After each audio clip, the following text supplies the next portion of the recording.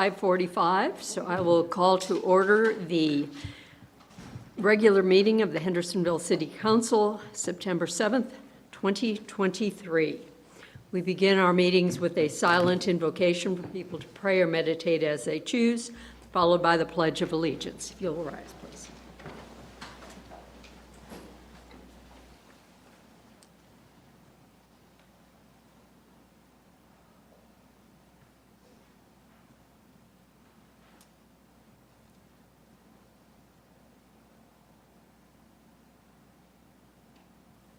Please join me in the pledge.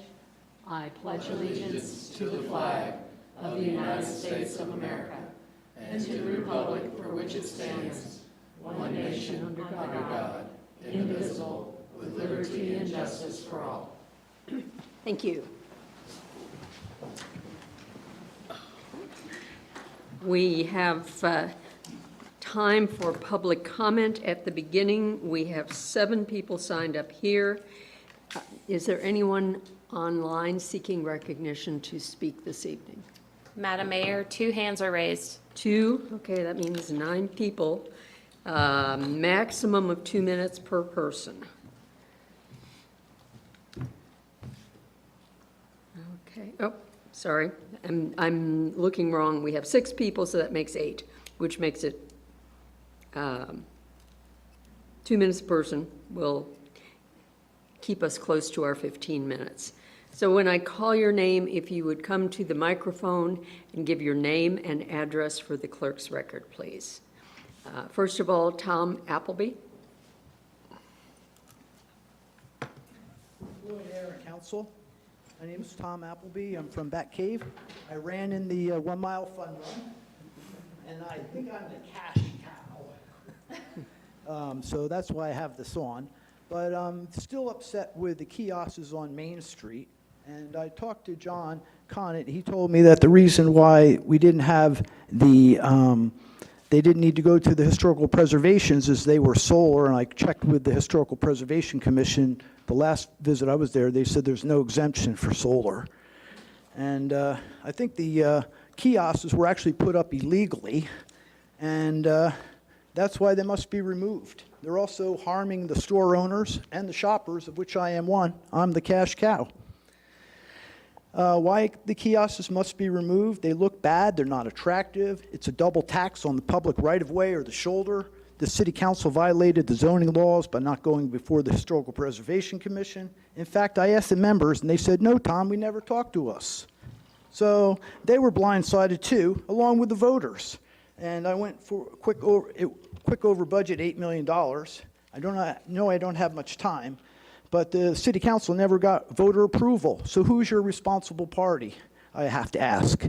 And then it's almost like reckless spending. I heard that they had, the more I look into it, the worse it gets. I heard that they got 2 tow trucks or a tow truck, and that it only tows out of the first floor. It won't go to the second or third floor. And I'm a landscaper. If I had a cul-de-sac and I couldn't get to 2/3 of my customers, my boss would fire me. And I also have a story that I'd like to share with you. I hope I have. A woman in Manhattan went out drinking, had her car towed, and she was murdered and found in a dumpster. Okay? And 16,576 assaults and robberies happened in parking garages. And I think that the parking garages need to be secure, and that you need to have a person there as a paid attendant, like you're coming to the Biltmore, and that the kiosks have to come off the Main Street. They're harming the customers. And I found out that on the Main Street, the east side, Tempo Music, it doesn't print a ticket for the time. No one ever comes to fix it. Free parking for 30 minutes, but that's very important. His sales are down 35% from last year and worse. He's looking very bad. He's looking at laying off his people. And that's one of the businesses that you represent, that you're double taxing, and I think it's horrible. And I know I'm over time. Thank you for listening to me, and have a nice day. And I really enjoyed the fun run because I am over cancer, so it's amazing that I can still run. And I just want to thank you. I love Hendersonville, but I used to come up here before the kiosks, and I really wanted to be returned back to the way it was. Thank you, and have a great day. Thank you, Mr. Appleby. Chris Walters. Good evening, everyone. I'm Chris Walters. I live in 415 Linwood Pond Road in Crab Creek. I was here several meetings ago, and I heard someone say that our country was founded on the principle of equal opportunity for everyone. I went home and looked through my files and found an article from USA Today that could easily debunk that assertion. The article was about Ketanji Brown Jackson and her selection to be on the Supreme Court. The article pictured all of the now former Supreme Court justices. There are 107 former justices, and if you look through the picture, you will see there are 103 white men and 2 women and 2 black men. There are only 2 conclusions you can draw from looking at that picture and the distribution of power: that white men were superior in talent than everyone else, and that they won their positions in a fair and equally balanced contest. The other conclusion you could draw is that that process for selecting them was skewed in favor of the white men, and you would be correct. Women and blacks did not have the equal opportunity to compete. You can see the article here, which I share with you later if you want to. I saved the article because I'm interested in the distribution of power in our society. If you look back over the last 400 years since the first British settlers came to Virginia and New England, I think you would see a definite hierarchy of values reflected. These are the values. Men should have more power than women. White people should have more power than people of color. Wealthy people should have more power than poor and lower income people. And of course, that heterosexuals should have more power than gay people. And in many cases, that Christians should have more power than people of other religions. There is a phrase that goes something like this: they have the power now because they had the power then, and the present distribution of power in favor of certain groups has its roots a long way back and has not been based on equality of opportunity.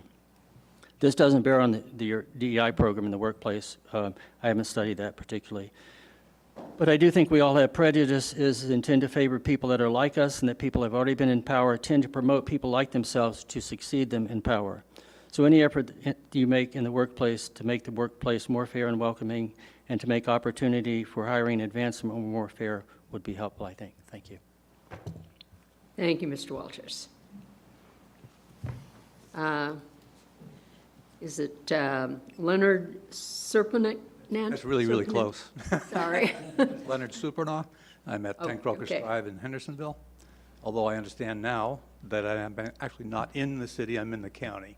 The reason I was here is because we were at the county meeting the other night, and they said that we needed to come talk to you because we have an issue with a new owner of Magnolia Place, which is a mobile home park. We were all bought in there because we were told, and it was operated as a 55-plus community. We had certain things that were being done for us. Trash removal was one. Landscape waste was another. Water and sewer was part of it. And landscape was mowed. New owners come in. They've already jacked up the price of the new lease that goes into effect at the beginning of next month by 41.5%, from $340 to $480. Some people, for other reasons, have decided they were going to sell their houses and have been in the process of trying to sell their house for a little while. The new buyers into that park, the new tenants that come into that park, are going to pay $695. That's a 100% plus increase in the current rate that everybody's been charging. We also have to pay for waste removal, and there's a likelihood that they're going to ask Raleigh to let them put in water meters and sewer meters so that they can charge us for water and sewer, which we've been getting all the way along. Now, I understand business is business, and people have to make a profit. The problem is that you have an awful lot of people in my community that are really very close to the edge when it comes to financial ability to pay for increased costs. We've talked to the county. They said, come here. Your assistant city manager said, we're not in the city, so you can't help us. My question is, where do we go? Well, that, Brian has my contact information. If any of you or your staff can point us in the direction where we may be able to get some relief from the upcoming problems, I would appreciate having Mr. Paul give me a call. okay. Brian Paul, right? Okay. Thank you very much. We will try to help you figure out who you need to be talking to. Council on Aging says there's nothing they can do because they talk to Okay. everybody, legal counsel, there's nothing supposedly we can't do. State of North Carolina says they can jack the prices up on any rental property of any description without any limits at any time on how much they can jack it up at one time.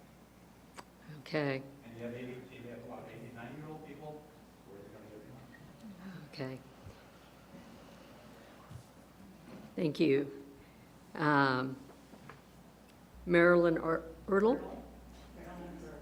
Okay. I'm not, And if you could give your yes, address. 105, no, it's not, 154 Aerial Loop, Hendersonville. I'm sorry. I live in Magnolia Place.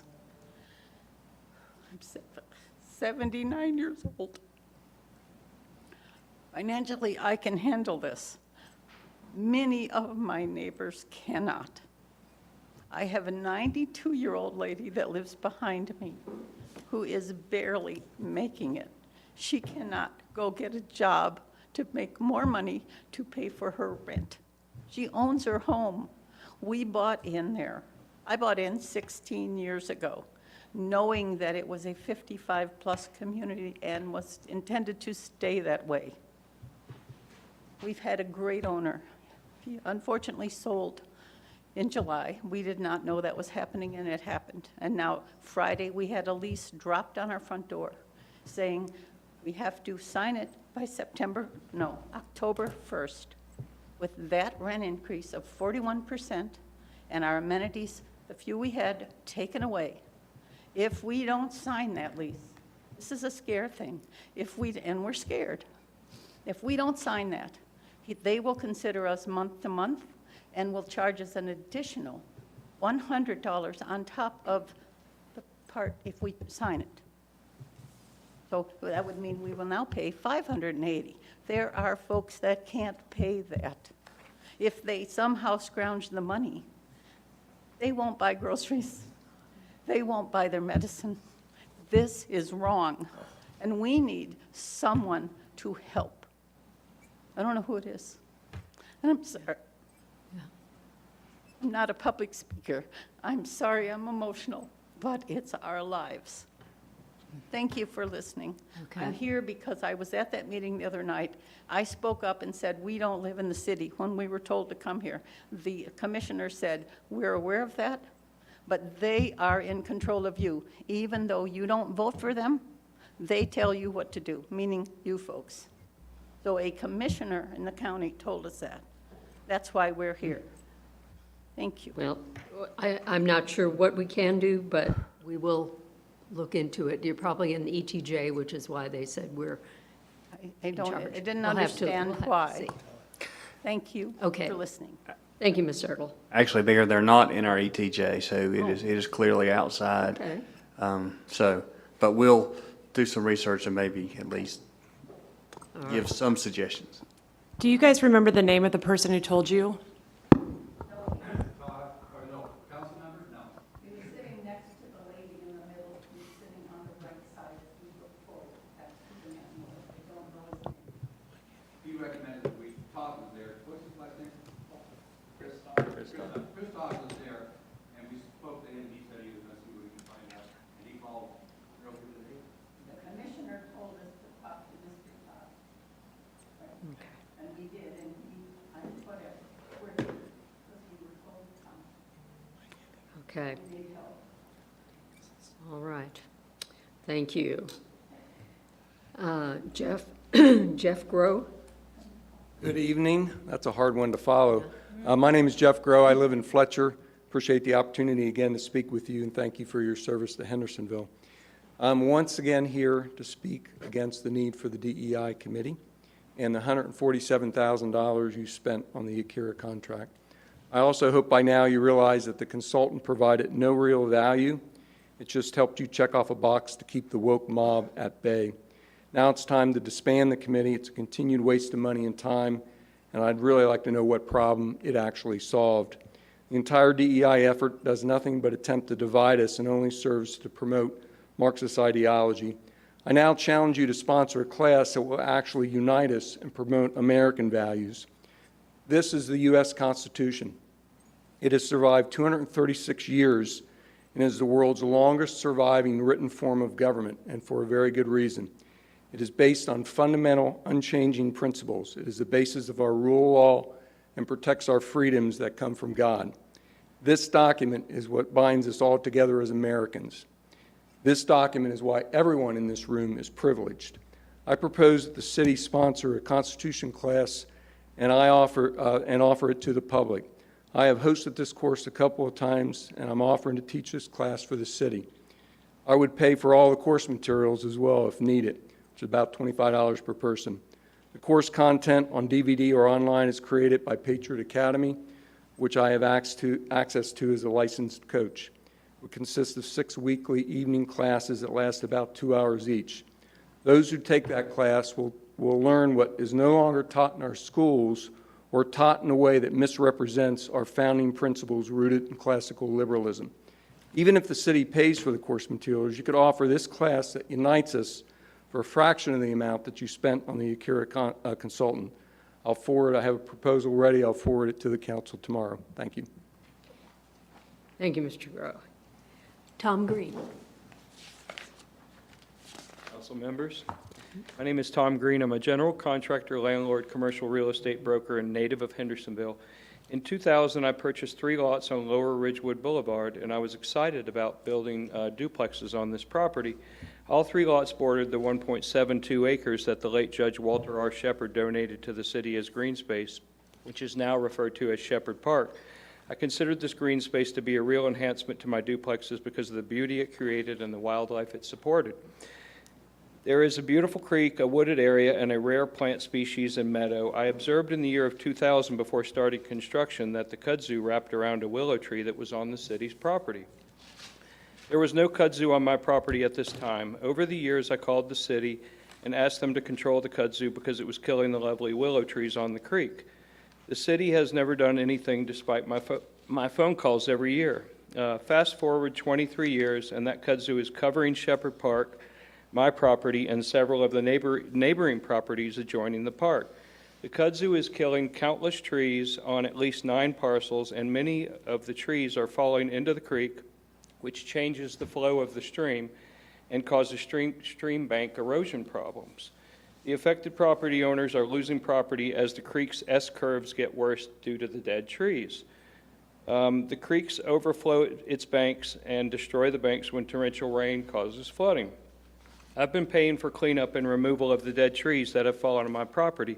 I'm now going to be faced with removing trees the kudzu kills so the trees won't fall on my own buildings.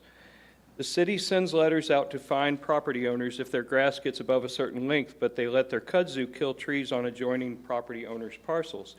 I think this is a double standard and is not exemplary of responsible land management. If the kudzu had originated on my property and was damaging the city's property, the city would hold me responsible and require me to correct the problem. I don't have the resources at my disposal that the city of Hendersonville has to remove the kudzu that originated on the city's property. It seems that my only choice is to watch this invasive species destroy my property, the neighboring property, and Shepard Park, which used to be a beautiful park. My property values are being affected due to the city's unwillingness to take action, yet the check I write for property taxes has gone up 29%. Not only is the kudzu killing all of my trees that adjoin Shepard Park, but it's also wrapping around my decks and strangling my landscaping in front of my duplexes on Lower Ridgewood Boulevard. I am pleading with the city of Hendersonville to take action to eradicate the kudzu on the 2 parcels that make up Shepard Park. The affected neighbors and my properties on Lower Ridgewood Boulevard. Rex Stevens and Susan Cook are 2 property owners that are also being affected. I'm asking you to consider something for me. Would the late Judge Walter R. Shepard have donated the 2-parcel, 1.72-acre tract to the city of Hendersonville if he would have known that the city's lack of upkeep and management would affect the adjoining property owners? Okay, so since I wrote this, I have spoke with Mark Stierwald, and he has explained to me that the city is going to take a different direction with this and that they are going to help eradicate this. And so I have concern, and I'd like for the city to consider, I know I'm out of time, but the city's proposal is to spray Sonora, which I think can be effective. It's not a one-time treatment, but it can be effective. But there's a creek there, a really nice creek, and I do have concerns about the creek. I'm going to get some pricing and come back, but it would be nice if the city would consider goats as a remedy to eradicate the kudzu. Thank you. Okay, thank you, Mr. Green. We'll keep following up with that. Okay, thank you. Right. People who are seeking recognition online, you could. Lynn, you are unmuted. Thank you. Lynn Williams, Chadwick Avenue. I wanted to start with the subject of 1202 Greenville Highway. Originally, that was going to come before this body for approval, and now it will not. And of course, the neighbors are really upset. We must work together to protect our priceless essential canopy. Please work with us to incentivize, that being our neighborhood, to incentivize the preservation of hundreds of these trees and acres of wildlife habitat, including the historic forest that cannot be replaced. The developer decreased the units to no longer need the approval, but unfortunately the footprint remains the same and doesn't really include the neighborhood feedback. The same amount of land disturbance and horrendous land decimation is going to happen. Please help us. Secondly, I wanted to bring a concern about lead in the water, but I did notice in your consent agenda, it looks like you guys are going to review that.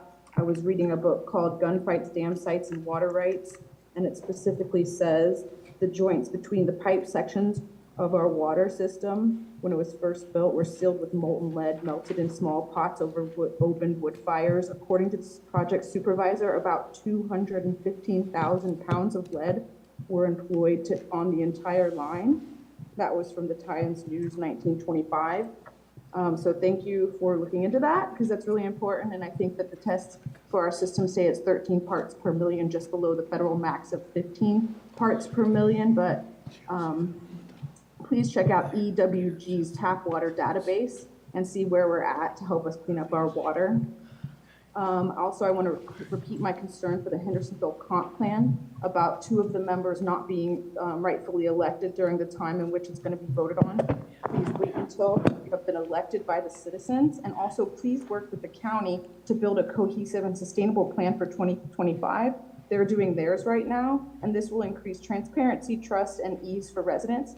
Also, please clarify the process in which these residents that have talked about today about the EJT folks and development, about how they don't get a say for neighboring development. We also must address the Airbnbs like New York City just has, prioritizing first-time home buyers instead of second-time homeowners for investment. And lastly, I just want to once again express my support for the DEI initiatives. These are valuable for our community. White citizens speaking out about these exercises being pointless is exactly why it's valuable. There are more perspectives than those of just white people, and thank you for this. Thank you, Ms. Williams.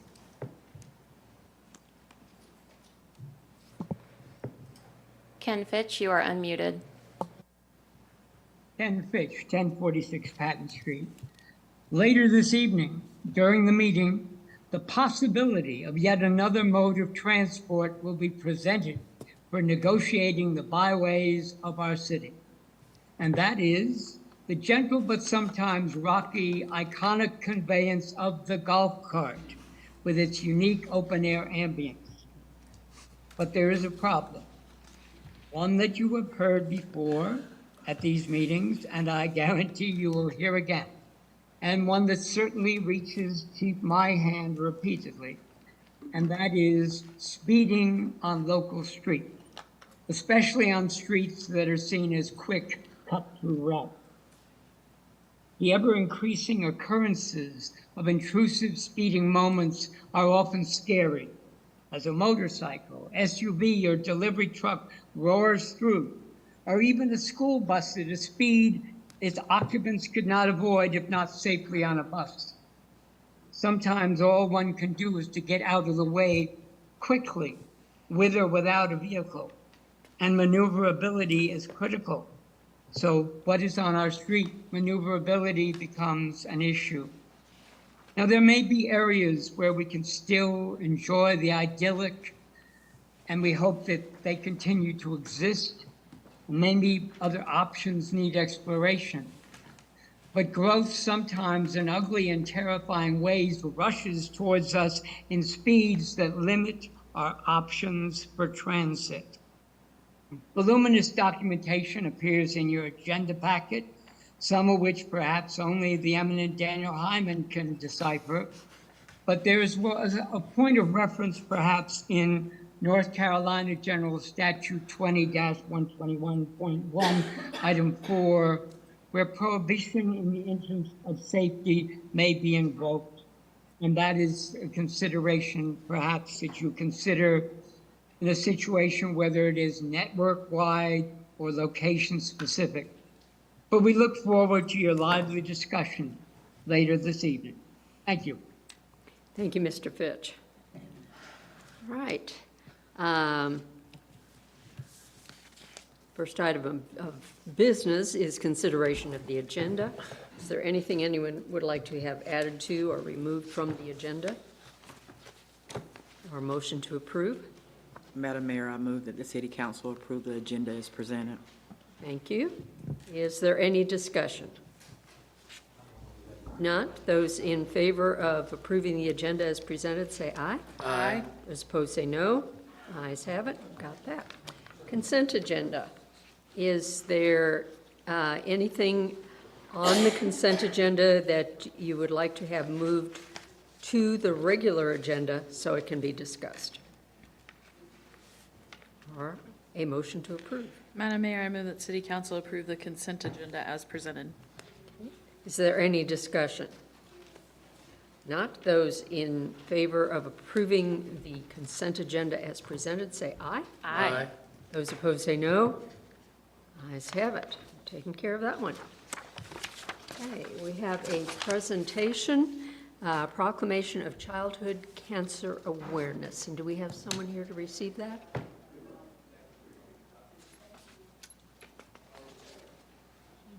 It looks like we do not. Okay, well, we will mail that proclamation to the appropriate person then. Okay. Public hearings. We will start with an annexation public hearing, 2203 and 2205 North Stony View Court. Mr. Morrow. Good evening, Madam Mayor, members of City Council. So this is a contiguous annexation petition. At the August 9th meeting, City Council did accept the City Clerk's certificate of sufficiency for this annexation petition. The annexation petition was submitted by the property owner, Chris Miller, a manager of the Bullets Contracting LLC. The annexation application is for 2 parcels. That's approximately 0.64 acres and located along North Stony View Court. The map on the right, you will see the red line which depicts current city limits. I do have motions for approval and denial. I also have the annexation plat if anybody would like to look at that, and I'm happy to answer any questions you all may have. Anyone have any questions? Okay. Has this public hearing been advertised in accordance with general statutes? Yes, Mayor, it has. We will open this public hearing. Is there anyone who would like to speak about the annexation on North Stony View Court? Anyone who would like to speak about this annexation? Anyone online seeking recognition to speak? No, Madam Mayor. All right. In that case, we'll close that public hearing. Council, discussion or a motion? Madam Mayor, I move City Council adopt an ordinance of the City of Hendersonville to extend the corporate limits of the city as a contiguous annexation to annex that property owned by Bullets Contracting LLC, identified as pins 956-947-1183 and 956-947-2203, finding that the standards established by North Carolina General Statute 168-31 have been satisfied and that the annexation is in the best interest of the city. Okay. Thank you. Is there any discussion? Not. Those in favor of approving the annexation on North Stony View Court say aye. Aye. Those opposed say no. Ayes have it, and that one is taken care of. Thank you. All right, next one, Mr. Morrow, another annexation, the towns at Martha Kate. Yes, so this is the other type of annexation. So this is a satellite annexation petition. You all also accepted the city clerk's certificate of sufficiency at your August 9th meeting. The annexation petition was submitted by the property owner, which is Rick Moore of Towns at Martha Kate LLC. The annexation application is for one tax parcel that is approximately 14.20 acres, and it is along North Main Street and Queen Street. On the map on the right, you'll see that this property is approximately 6.5 feet away from the corporate limits of the city of Hendersonville. So it is a satellite annexation since it does not touch. It's probably not the best depiction because the line weights are kind of large, so it looks like they touch. They do not. So like the last one, we do have a motion for approval and denial and the annexation plat, if anybody would like to see that as well. All right, thank you. Are there any questions? All right. Has this public hearing been advertised in accordance with general statutes? Yes, Mayor, it has. Thank you. We will open this public hearing. Is there anyone who wishes to speak regarding annexation of the towns at Martha Kate? Is there anyone online wishing to speak? No, Madam Mayor. Okay, we'll close that public hearing. Council?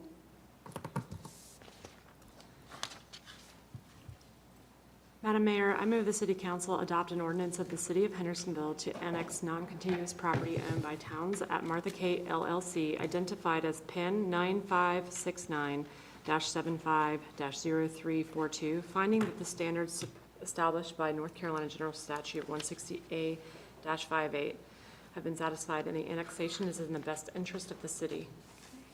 Is there any discussion? Not. Those in favor of the annexation of towns at Martha Kate say aye. Aye. Those opposed say no. Ayes have it, and that parcel also has been annexed. All right. We have a third public hearing. This is a zoning text amendment, small-scale multifamily in the MIC. Yes, good Manley. evening. Thank you. The application before you tonight was submitted by D. Gambrell.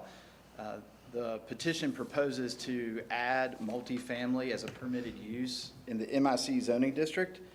And in summary, staff took this application and have added some recommendations that have been obviously reviewed by the planning board that are coming to you tonight. The changes in summary are that it would define small-scale manufacturing, small-scale multifamily. We've already done manufacturing. Small-scale multifamily would be added to the list of uses, and there would be supplementary standards attached to them. And then it also would reduce setbacks and some other dimensional standards that would apply across the entire district, not just to the use of small-scale multifamily. And this is supported by the comprehensive plan, and this particular location in MIC is appropriate for consideration of increased density. This map illustrates the future land use designation, which is urban institutional, which is essentially the area the area around Pardee Hospital. And that includes the MIC zoning use. The other zoning classifications in that area are also depicted in the map, along with the current land use and the West Side Historic District, National Register Historic District. Those are depicted in the map, and this map was included in your packet. Some background on the MIC district. In terms of the development pattern, the MIC district has many characteristics of a traditional neighborhood design. Traditional neighborhoods feature an interconnected street system laid out on small blocks, typically containing sidewalks. Within these blocks, you would typically find a mix of single-family and multifamily residential uses with civic uses and neighborhood-scale commercial uses at the edges. The MIC zoning district allowed for multifamily residential when it was initially adopted in 1965. In the late 90s, it was removed. However, in 1988, nursing homes, rest homes, congregate care facilities, and progressive care facilities were added to the MIC because it was believed, quote, higher density housing is a compatible use in the MIC district. And it was permitted use all the way up until 1995. And in the late 90s, multifamily was removed as a permitted use in this district, along with other residential districts in the city. According to the current land use data from the 2009 comp plan, there are 5 parcels in the MIC which are currently used for multifamily. These would be non-conforming uses. The largest is the Holly Crest condominiums, which comes out to about 20 units per acre. And there are also a number of multifamily uses adjacent to and in the vicinity of the MIC district. This is a highly urbanized area that complements downtown and features, in addition to the Party Hospital, a variety of schools and a small portion of the West Side National Register Historic District. Redevelopment in this area has resulted in a number of parcels developed in an automobile-oriented conventional suburban pattern of development, as opposed to the original early suburb traditional neighborhood design that remains in part today. The MIC zoning district currently contains a wide range of land uses, which include medical, institutional, recreational, commercial, office, and retail, single-family, two-family, and multifamily residential, and a small amount of vacant land. In particular, the medical facilities generate a significant amount of traffic, light, noise, and other indicators of an intense use within this district. At the heart of this medical area is the Party Hospital. The hospital campus is zoned PCD, Planned Commercial Development. It serves as the epicenter of the MIC district. Additionally, despite being zoned Planned Institutional Development, which is PID, the Hendersonville Elementary, Hendersonville Middle, Hendersonville High, and Immaculata Catholic School all contribute to the character of the MIC zoning district due to their proximity. In terms of transportation, the MIC district contains a segment of the major thoroughfare US 64 as it approaches downtown. The MIC also contains 2 minor thoroughfares, Avenue and North Justice Street. Downtown Hendersonville is located just 1/3 mile away, which is less than a 10-minute walk from the center of the MIC zoning district. In order to accomplish the stated goals of the 2030 Comprehensive Plan and address affordability through the provision of a mix of housing types, it's necessary to consider the reintroduction of small-scale multifamily uses as proposed by the applicant and reviewed by staff. Furthermore, to permit the type of urban form that has defined this area since it was initially developed and to promote a pedestrian-friendly atmosphere, staff is also recommending a reduction in front setbacks and minimum lot width with flexibility in side setbacks. These proposed revisions would apply district-wide, and I'll get into the details of that. Just showing you some examples of multifamily that is found in the MIC district currently, and some examples of the setbacks, the varying setbacks. You can see upper left, there's 0 setback on that building, and right next to it is 60-foot setback for a parking lot. And you can see some other examples of how buildings have been laid out in relationship to the street across the district. So jumping into the proposed changes, the first thing to do would be to add the definition for small-scale multifamily, which is a building with 8 or fewer dwelling units. So that's what's being proposed, and that would be proposed to be added as a permitted use in the list of permitted uses for MIC, but it would be subject to supplementary standards contained in section 16-4, which I'll jump to in just a second. Before we get to those standards, we're also proposing that dimensional standards be revisited. No change to the minimum lot area, but there is a proposal to eliminate the need for additional minimum lot size for additional dwelling units. The minimum lot width is proposed to be reduced to 50 feet, which is more in line with the traditional neighborhood design. The front setback also 30 feet currently is substantial.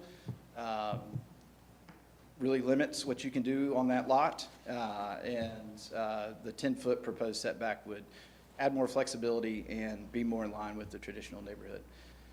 The side setback is proposed to be 20 feet total, so that could be 10 feet and 10 feet on either side, or potentially you could shift that around as long as it totaled 20 on considering both sides. So you could have 15 and 5. That would allow for the shifting of buildings to allow for driveways to run along the side of the property to provide parking at the rear and screen it. and potentially put, accessory structures or garages in the rear. The rear setback would remain unchanged. Very quickly, accessory structures, all of our residential districts allow for or have specific setbacks, reduced setbacks for accessory structures. MIC does not have that. So if you want to build an accessory structure in the MIC, you have to meet principal setbacks. This was causing folks, and of course these are smaller lots in general, this was causing applications to go to the BOA to ask for variances, to reduce those setbacks. Putting these standards mirror what is found in our other residential districts. It would hopefully limit the number of applications that are going to BOA from the MIC district for this purpose. The maximum height district-wide is not changed, but specifically for small-scale multifamily, it is reduced to 42 feet. So that's item B listed as the first supplementary standard. And this is where all the standards, if you were to construct small-scale multifamily, you would have to meet these standards. Item A, I'll explain that really quickly. If you are developing single-family or two-family dwellings, the state law says that you cannot be held subject to architectural design standards. And in particular, townhomes are constructed under the building code for single-family and two-family dwellings. And so what we're saying with item A is that a developer could voluntarily abide by the standards that we've set out in our supplementary standards and get the benefits of the flexibility that's offered by the setbacks and other design standards. Conversely, they would also have an option to develop townhomes under a minor PRD. That's available today, but they would have to meet the PRD standards, which has different setbacks, larger open space requirements, and some other differences. So they would have options, but we could not require that they meet all these standards. Yes, sir. If they went minor PRD, would that change? Would it still be limited to 8 units? Or would that allow them? It would be, what is it, eight? It would only be townhomes if you go minor PRD. Yes, Multifamily couldn't go off minor PRD. 5.5 units per acre, I believe, is the MIC. Okay. So it would be density-based. This is not density-based. So minor PRD would actually be less density because it's townhomes. Yes, in theory, yes. Yeah, okay. It would depend on your lot size and what you're proposing, but yes. Okay. The maximum height, as I mentioned, would be limited to 42 feet for these structures. Again, limited to 8 units in a building by definition. The maximum footprint proposed is 4,000 square feet. This is really about compatibility, limiting monolithic structures from being placed in the district and being more compatible with the average size footprint that's found in the district currently. And then all street-facing sides of a corner lot are considered fronts, and that'll become more clear as to why that's in here as we go through this. The next set of standards relate to building placement. And so the first one is buildings shall be situated as close to the minimum front setback as practicable. So not a maximum front setback, but certainly want to allow for some flexibility, but we are trying to shift buildings to the street. Buildings shall be situated to provide off-street parking to this rear and side of buildings. So parking is going to be set to the back or to the side. If it's on a corner lot, the front would be on both sides. So they would have to be, they could not have it on the side that's also facing a street. Buildings shall be situated to protect and accentuate important mountain vistas and views of significant historic structures. Buildings shall be situated to provide well-defined street-facing entrances with a connecting walkway with a direct, safe pedestrian connection to the street. For buildings on corner lots, an entrance may be placed at the corner. Buildings shall offset front-loading garages and carports, if provided, behind the front facade by a minimum of 10 feet. Front-loading garages and carports shall be visually designed to form a secondary building volume, and the width of an attached garage should not exceed 50% of the total building facade. Yes, sir. Can I ask a question about E? On E, Does that, when I read that, I was a little unclear. Does that mean if the facade is 10 feet, the garage has to be 10 feet behind the facade? That's correct, if it's front-facing. If it's front-facing only. If you could do a side entry garage. Gotcha. You would not be forced to set it back further. Okay. Ultimately, what you end up with that is you have your 10-foot minimum setback plus another 10 feet. So you, at a minimum, there's going to be 20 feet. And at 20 feet, you have enough space. If you have your garage in front. If you have your garage in front, and if you end up parking garage, or not parking a car in the garage and parking it in the driveway will be at least 20 feet, which will keep the cars from ending up into the sidewalk. So that's how that comes together. 10 plus 10 is enough space to get the cars on the driveways out of the sidewalk. There's some flexibility here. Canopies, awnings, cornices, balconies, front-facing covered porches, and similar architectural accents are permitted to extend from the building up to 5 feet into a required minimum setback. So in theory, you could have a front porch or a stoop that is 5 feet from the property line, with the front of the main portion, the main building envelope being at least 10 feet from the property line. So that incentivizes some of that interface with the public realm. Jumping into architectural design standards, the following only apply to the front, rear, and side, would apply to all facades. No wall shall exceed 16 feet in length without an offset. Building facade which is less than 16 feet shall not require an offset. Offset shall have a minimum depth or projection of 1.5 feet. Each facade shall use fenestration and do so in a manner which is proportional to the overall scale of the building. So you have to have windows. All building facades shall contain at least 2 building materials. When multiple materials are combined on one facade, designers encouraged to place the heavier materials below. Building materials shall be used consistently on the exterior of the building, and the following materials are prohibited. And so we have a list there. And the primary one that would most likely be requested to be used would be vinyl siding. And so that is one that's not currently found in the district, or especially in the historic area. Exposed foundations shall consist of stone, stucco, brick, or decorative block. If crawl spaces or porches are enclosed, they should be enclosed with similar materials. Windows, 3 inches, recessed 3 inches, or trimmed at least 4 inches, which is nominal. So that's your standard lumber size. Continuing on, the following standards apply to only the street-facing facades. So if you're on a corner, it would apply to both sides. You'd be required to have at least two of the following of the list of architectural features that's shown on the screen. So you'd have to at least pick 2 of those. Item C, pitched roofs on residential buildings shall have a pitch between 512 and 1212. And eaves, which have a minimum 12-inch projection, shall be provided when a pitched roof is used. So you don't have to do a pitched roof. If you do, it has to meet that pitch, or that range of pitch, and you have to have the eaves that are at least a foot. Usable porches and or stoops at least 8 feet in width and 6 feet in depth shall be located on the front and or side of the home. Porches may encroach into the front setback up to 5 feet. So we're incentivizing porches, we're requiring porches, and then we're incentivizing them on the front. Accessory buildings with floor area greater than 150 square feet shall be clad in similar materials. Walls and fences shall be no more than 4 feet tall in the front yard.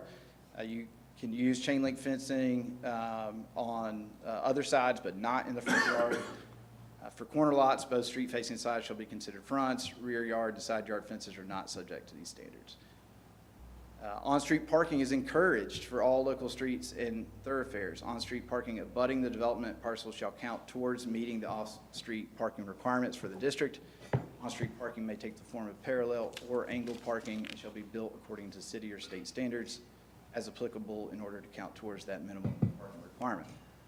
All off-street parking shall be provided at the side or rear of the buildings or the interior of a block of buildings and not closer to the street than the edge profile of structures. Off-street parking shall not be adjacent to street intersections. So you're being required to screen the parking areas. Now, I mentioned, and that is the end of the standards. And so I've got some visual aids here to help explain some things. The first here is the reduction in setback from 30 feet to 10 feet. So the blue line shows what a 30-foot minimum setback looks like. The red line shows what the proposed 10-foot front setback would look like. And on this example right here, was that fifth or fourth? That's fifth. That's fifth. You see that the blue line currently runs through a number of the buildings, and so you actually have 9 of the buildings that are non-conforming that don't meet that. So that is reflective of, this was laid out and developed initially in kind of more of a traditional style, and then these current standards don't match that style. So the reduction in setbacks is in large part to try and bring it back to allow for what was originally allowed in this area. And the result would be, if in this case, you go from 9 non-conforming to 1 non-conforming structure by adopting just the setback change. May I have a question? Yes. So the setbacks for this development, would it be enough room to plant trees? I do believe there would be room to plant some trees. There were initially some provisions for requiring street trees, which would be further removed because they would be potentially in the right-of-way between the sidewalk and the street. However, we removed that part of the proposal because the tree board and a committee is currently working on the tree ordinance. So we decided to defer to what that ordinance results with rather than requiring trees. And again, this is a 10-foot minimum setback. So if a developer wanted to have, very large canopy trees that needed more space at the front of the building, they could shift the building back further.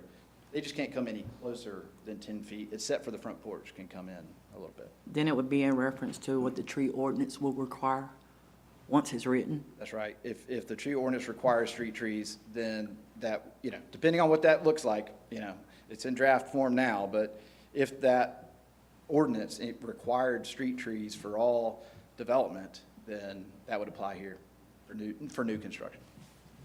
Can I ask a question? When you say street tree, do you mean the tree would extend into the sidewalk when you say street tree, or what does that mean? So I guess there's different definitions and best practices related to the placement of street trees.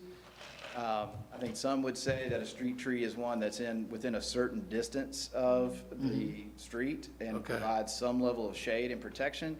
There's other folks that would say that street trees need to be, in the right of way and potentially between automobile traffic and pedestrian traffic, so you're really creating a buffer and barrier between pedestrians and vehicles. Literally on the street?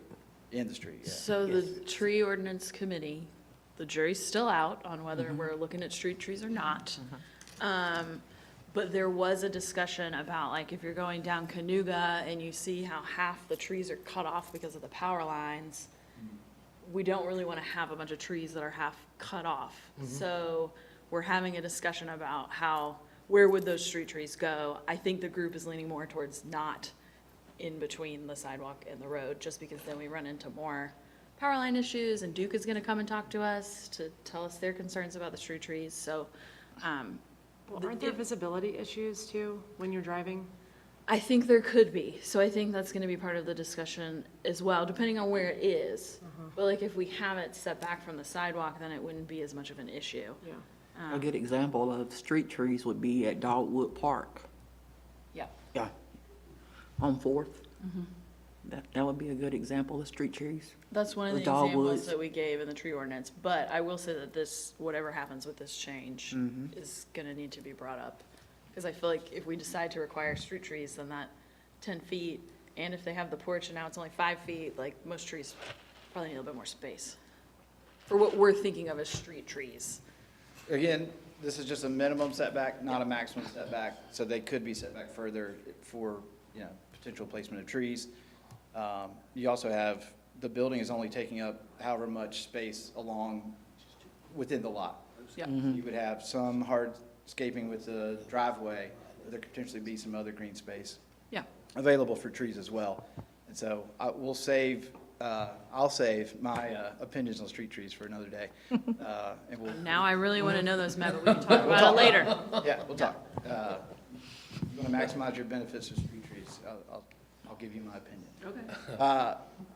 Another example, just another aerial screenshot where you can see the blue line, current minimum setback, red line, dashed line in this case is the proposed 10 feet. And in this case, you have 11 non-conforming structures, and this is a more residential section. And with the proposal, you would still have 3 that are closer than 10 feet. So you can see that the current form and pattern development in this area more closely aligns with a shorter setback than the current 30-foot front setback. So that's just a visual example. These are some examples, you see some street trees there, of... Yeah, but those there's a space for those trees. Right, a planting strip, right. Yeah. These are examples of the type of development that you couldn't do today, that you could do under this proposal. Here's another one. Can you go back one picture? Why is it that you, oh, because of setbacks. That's why you couldn't do that today. That's correct. Okay, I got you. Yep. Similarly here, you see the stoops and some balconies that are kind of encroaching into the space. There's still some space for landscaping along the edges. You know, the height is similar. This is just down the road in Greenville. And so there's another example of what could potentially occur.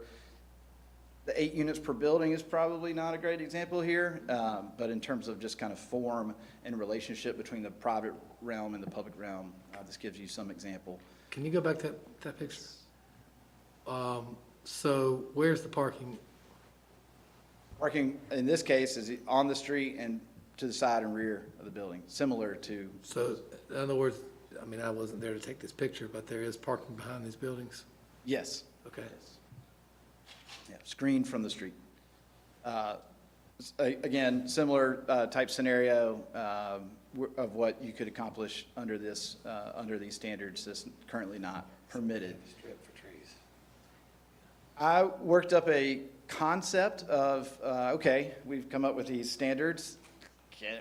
Can we actually apply? What would they look like if you applied them? We should probably test that out. And so this is what I came up with. This is a 4-unit quadplex, 2 units on the first floor, 2 units on the second floor, 2 stories. The lot size meets the minimum by being 65 by 125. That could, shift in different ways. I'm displaying in red what is proposed, and again in blue what is currently. And the biggest one again is that front setback being reduced.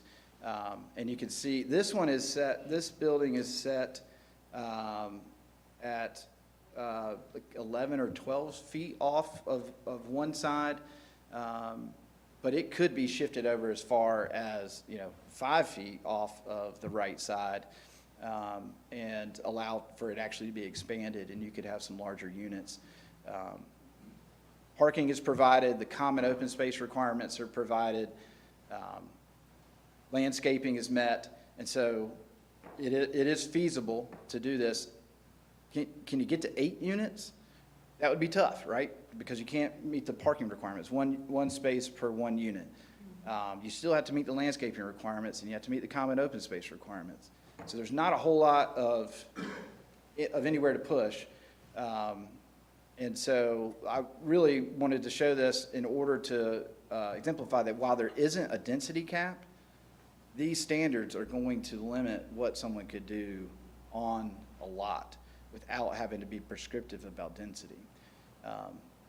There also is I should point out that while it's 8 units per building is small scale multifamily, you're not limited to 1 building.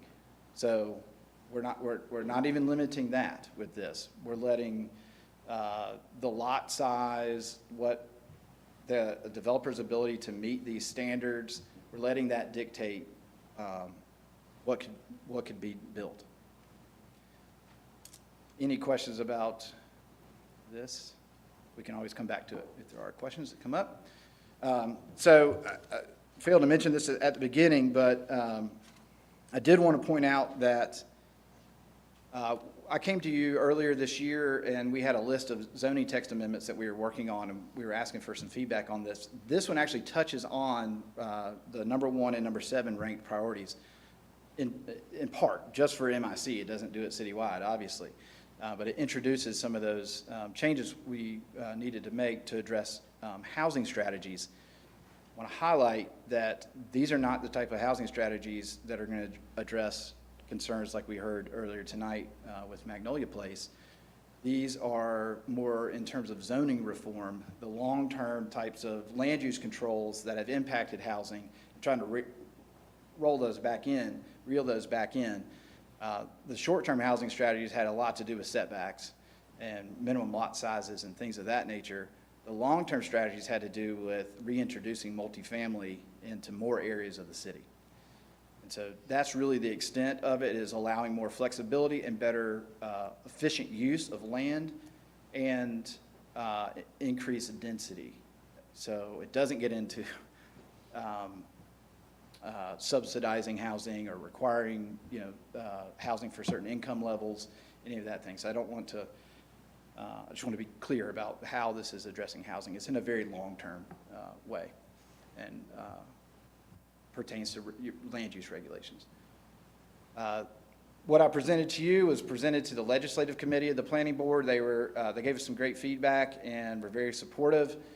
Similarly, this went before the Planning Board last month, and they voted 8-1 in favor of it.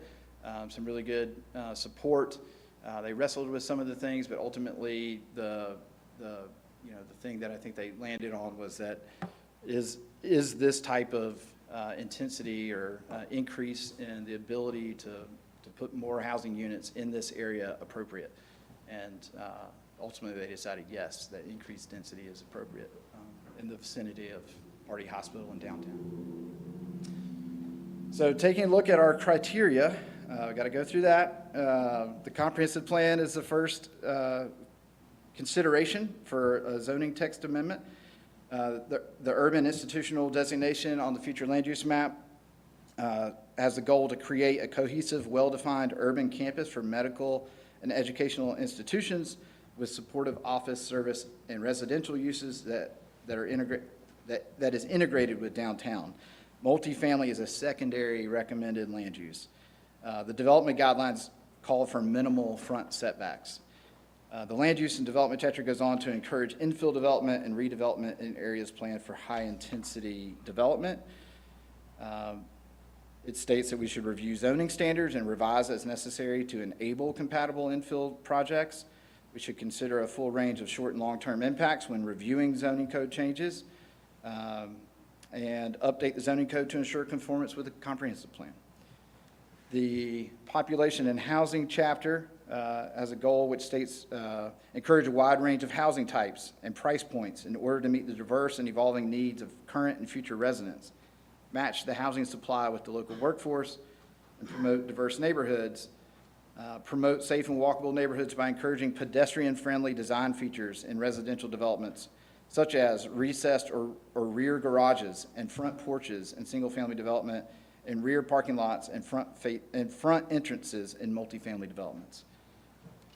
The natural environmental resources did not have any relevant chapters. However, cultural and historic resources has a goal to preserve the viability and individuality of Hendersonville's historic neighborhoods in order to maintain their role in supporting community pride, livability, and identity, and to promote investment in and adjacent to historic districts through compatible infill development, particularly on currently underutilized non-historic properties. Community facilities and water resources did not have relevant goals. Transportation and circulation encourages mixed-use pedestrian-friendly development that reduces the need to drive between various land uses. The second criteria considered is related to compatibility. And so in this case, the MIC district is a highly urbanized area where efficient use of land is critical. The opportunities for residents to walk downtown or to school or to work are abundant. Replicating traditional neighborhood form with the provision of supplementary standards will help to achieve and maintain compatibility in the MIC, along with the reintroduction of multifamily uses. The third criteria is change conditions. In this case, the city has experienced increased residential development demand. Allowing for this demand to be offset by increasing the density within the areas of the city that have a mix of land uses and that have sufficient infrastructure provides opportunities for dispersed infill development in a walkable location in comparison to new greenfield development that places a greater strain on transportation facilities and requires the expansion of city-maintained infrastructure. The fourth criteria is public interest. In this case, staff recommendations are well supported by a range of the goals in the city's comprehensive plan. The increase in opportunities for additional housing aims to address one of the city's main ongoing issues. Under public facilities, the MIC district is in an urban location that's well served by public facilities. Apple Country Transit has 2 routes serving the MIC district. And there are no known or anticipated negative environmental impacts associated with this petition. And with that, we have a consistency statement that was presented by the planning board, and in their move to recommend this, where they voted 8-1, and they used these 3 rationale for approval to support it. Staff has also drafted a couple of points for if you want to deny the petition as well. With that, I'll open up for questions. Questions?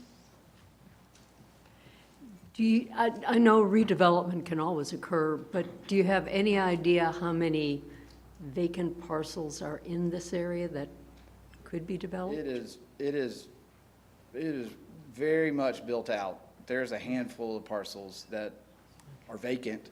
Yeah. That could be, quickly, something could happen more quickly on that. Otherwise, you're looking at, someone converting maybe a structure to apartments of some sort. The potential for consolidation of multiple lots to then do some type of larger scale development, again, limited to 8 units in a building, but maybe have multiple buildings on a lot.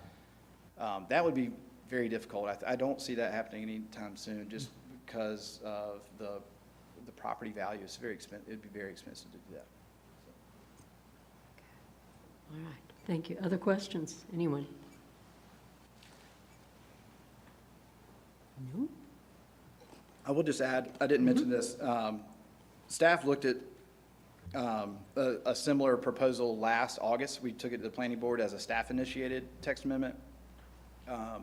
Because we have received a number of inquiries about multifamily in the MIC over the last few years.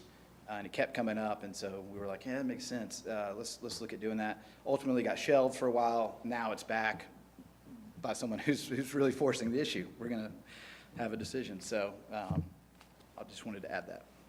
Okay, thank you. All right, has this public hearing been advertised in accordance with general statutes? Yes, Mayor, it has. All right, then we will open this public hearing for a zoning text amendment. Is there anyone here who wishes to speak regarding this zoning text amendment? Is there anyone online who wishes to speak? Madam Mayor, we have 2 hands raised. Okay, if you would call those people, please. Ken Fitch, you are unmuted. Ken Fitch, 1046 Patton Street. The proposed text amendment before you would address the inclusion of multifamily in the MIC, a recognized housing need. The amendment in many ways prescribes a future public interface that is urban in character. However, the current reality is that each block, each street, has its own distinctive character, whether it be the larger medical institutional presence, educational buildings with distinctive architecture, medical offices, single-family homes, or neighborhood blocks where residential buildings are adaptively reused for medical offices and other uses. And of course, there are historic properties, but all of which may experience future alteration. The amendment includes many significant and admirable standards with design criteria and other specifications that are most welcome. Indeed, two of the photos depict Stillwell buildings, and the experience of those buildings present a masterclass in architectural design. And the design standards suggested here continue principles of facade articulation and disposition of materials that follow an historic tradition. Although perhaps more than the required features should be added going forward, as we know that there are some developers who are less than sincere in their compliance.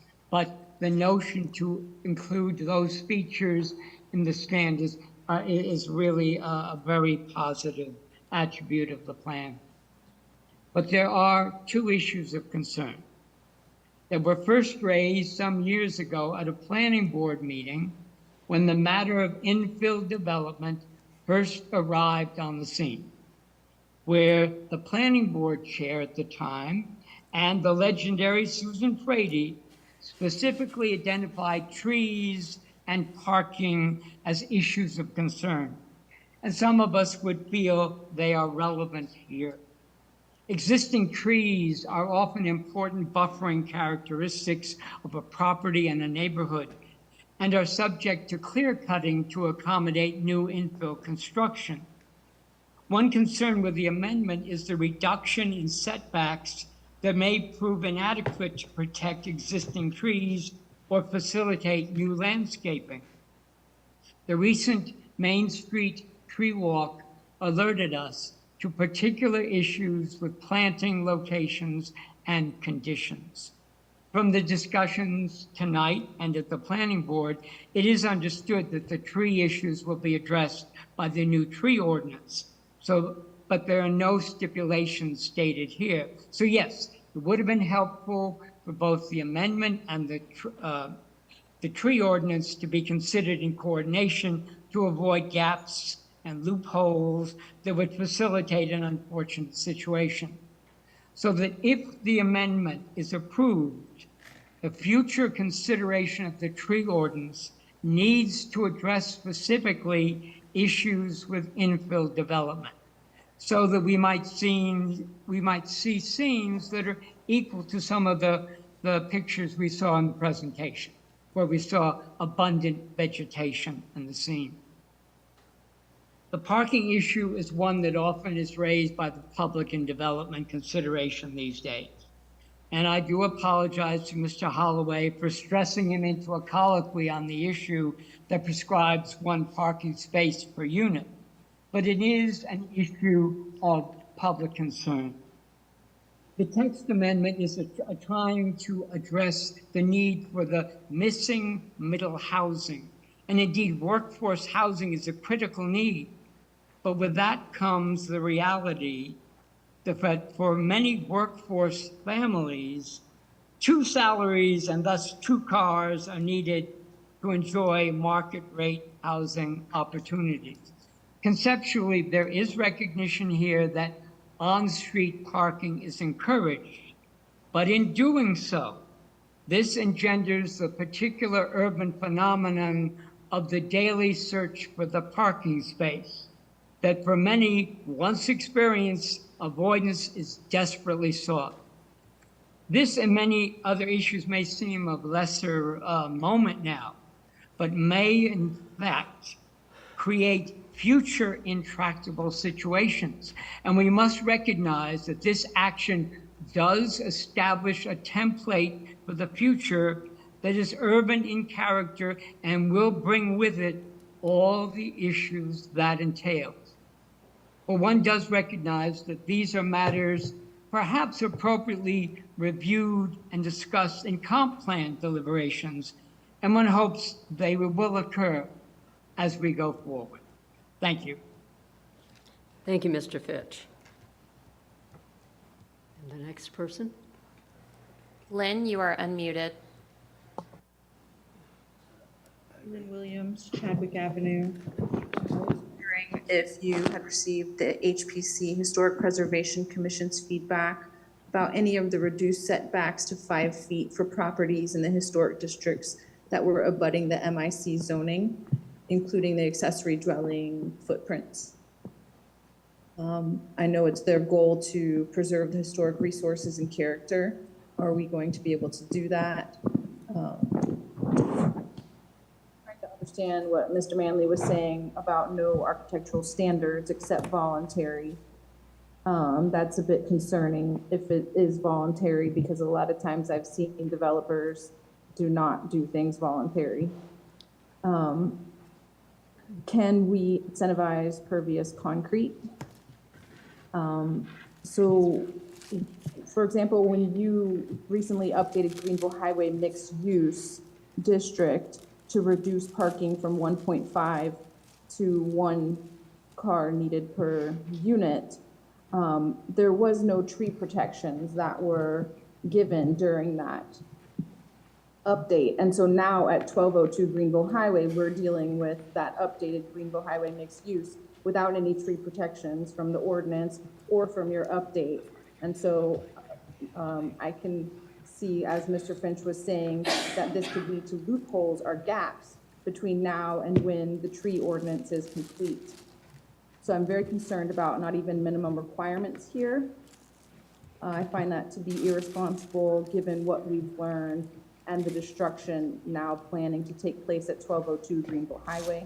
We've been begging for a tree ordinance for over 3 years, and many have been begging for many more years than that. I heard them say there's about a handful of vacant lots left. Can we turn one of those into a public park potentially, or partner to create a green space? And then Mr. Manley also said potentially there could be landscaping along the edges. My concern is that landscaping along the edges of buildings is definitely not trees, street trees, shade.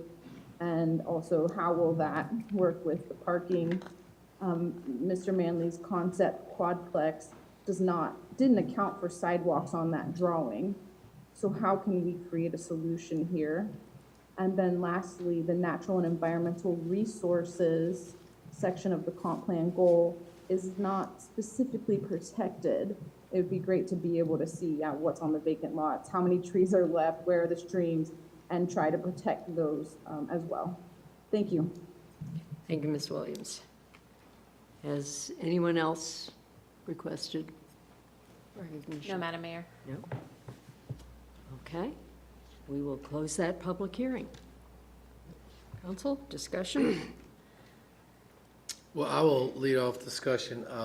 I've contacted everyone this afternoon, so you know I will be making this suggestion.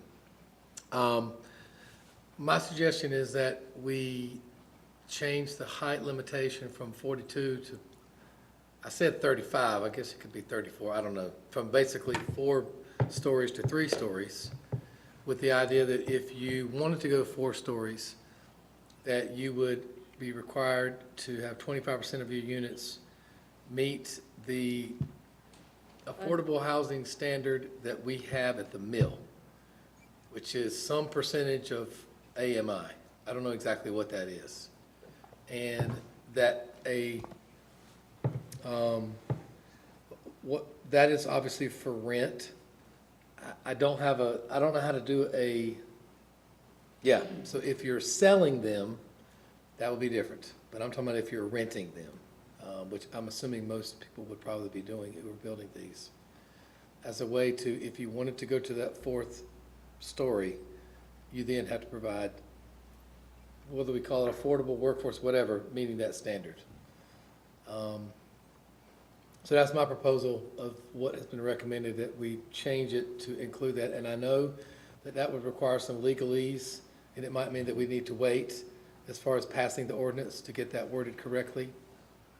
And Angie, I'm sorry I didn't ask you for legalese before we came tonight. I apologize. I got everybody, but I didn't get to you. But yeah, that's my suggestion.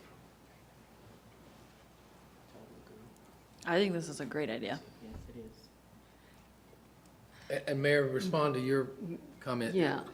Well, somehow or another, the mill must tell us every year that they're renting to people. That's what I was going to ask, how is that working? Or I have heard that it's fallen by the wayside. That is news to me. My understanding is they are meeting their obligations. Okay, Yes, that's my understanding, yes. okay. And how do they verify that? So as part of their contract, they have to provide those numbers upon request for us to go look at it. I don't know that we've got it in the last year, but we can go check. But my understanding, talking to Ken Rader and the owners, is that they're meeting those obligations. In this case, it would actually be a zoning requirement. So in other words, I'm assuming our code enforcement person would be the person that, I guess, I don't know who would check on it, but you'd have, that would be part of the zoning, which you would have to meet. Is that legal? I mean, it seems kind of like bribery. I mean, I hate to use that word, but it's like, well, and I'm not opposed to inclusionary zoning in certain situations, but I guess my concern is like, well, you can do 3 stories here, but if you do this, then we'll give you more. And then, like, does that pass through with that owner? Does it stay with the property? How do you, I mean, like, now I have concerns about the mill. Like, are we verifying it every 6 months or Well, every year? Brian just reminded me that we're contracted with Land to Sky to do the, as far as the community development block grant monitoring, as far as that program. So Land to Sky is keeping that data, so we have to return that into. Okay. Yeah, I guess this is, we're talking such small units. I mean, it might only be a 4-unit complex. Yeah, I know. This is only if you want to go 4 stories. If you want to go 3 stories, it doesn't apply. This is just if you wanted to go to that 4th story, some way to incentivize someone who wanted to provide some affordable housing by saying you can build it 1 story higher if you're willing to put this into the package. I guess I just feel like we've got to start somewhere. This seemed to be an easily, when I say easy, mathematically way to figure it out with this particular zoning ordinance. My other question is like the lower income unit that we approved directly across the street from the Y. So that was actually proposed to be 4 stories, and would have stood to benefit, I don't know, 18 more seniors with low income. And then that wasn't supported at city council. So it was brought down to 3 stories, but that was a more income appropriate, thing that we were actually trying to make happen, that I think would have been responsible in that area. And so, I don't know, Well, I'm fine just to make them 3 stories. I was just finding a way to incentivize and be more flexible in my views, I guess, about going 4 stories. So I'm fine with just leaving them at 3 stories. And we don't have to worry about the housing, because I think 3 stories is better. But I'm trying to figure out a way to negotiate, I guess, a way to try to get more affordable housing, I guess. If they want to go 3, they don't have to worry about it. I'm not a big fan of 4, but okay, if, under these particular ones, because these right here are tucked in, unlike that one, which is a large building, these are all going to be tucked into neighborhoods. So the 3 versus 4, I guess, is different. It's not one big giant building that's right across the street from the health sciences building. It's buildings that are tucked in. I think 3 stories is better. I'm just offering, I guess, a negotiating point. If you want to go to 4, then you're going to provide some affordable housing with it. Because I agree with what I think Ken was getting at his comment, which is with 1 parking space where these are located,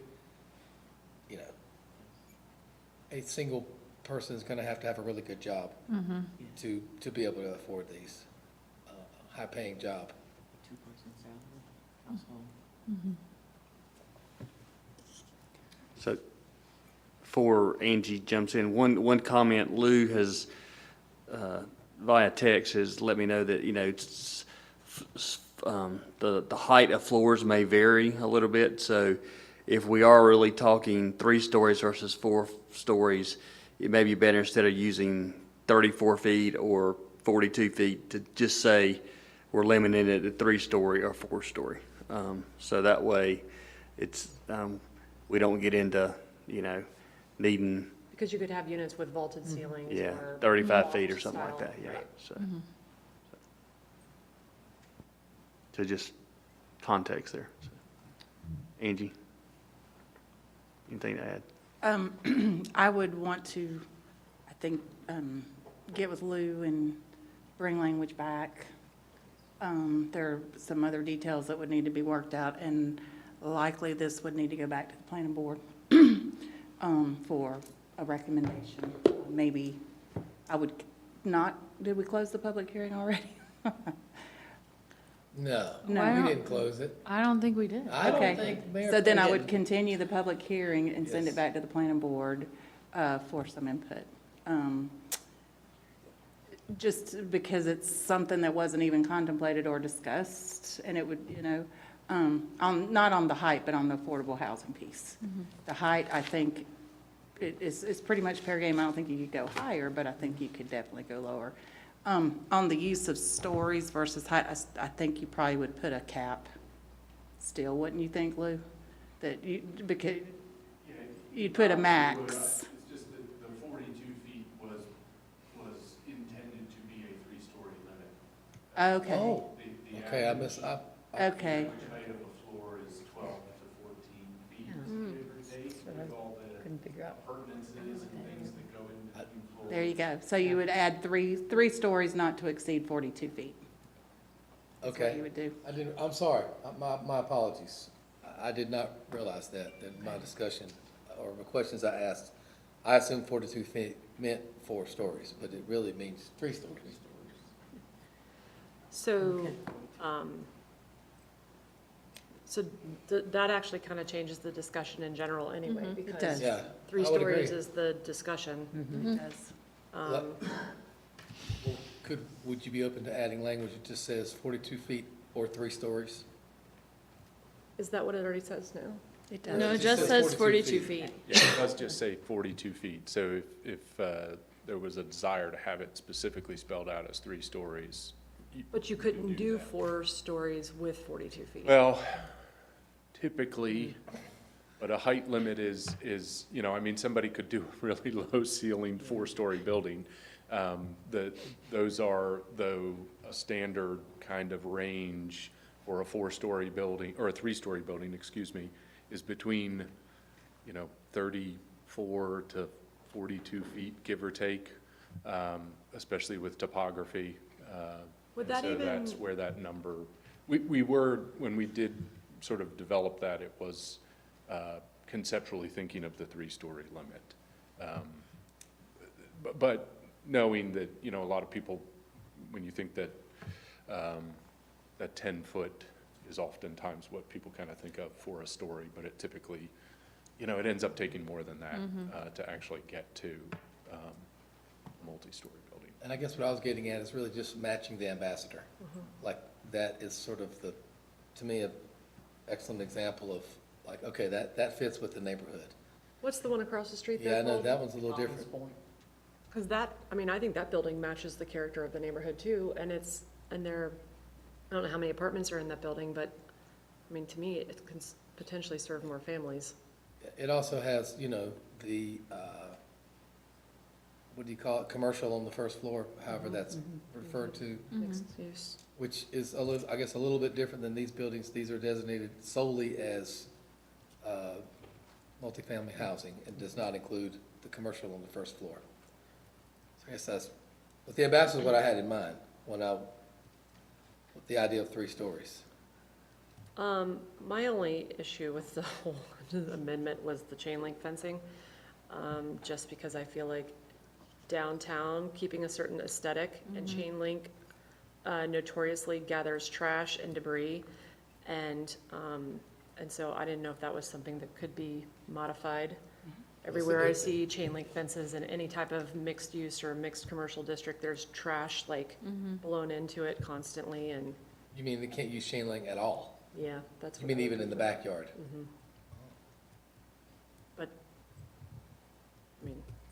could be nitpicky, but I just feel like it gathers a lot of trash and debris. And I don't think that would be unreasonable Uh, with the other design standards that we've put in there.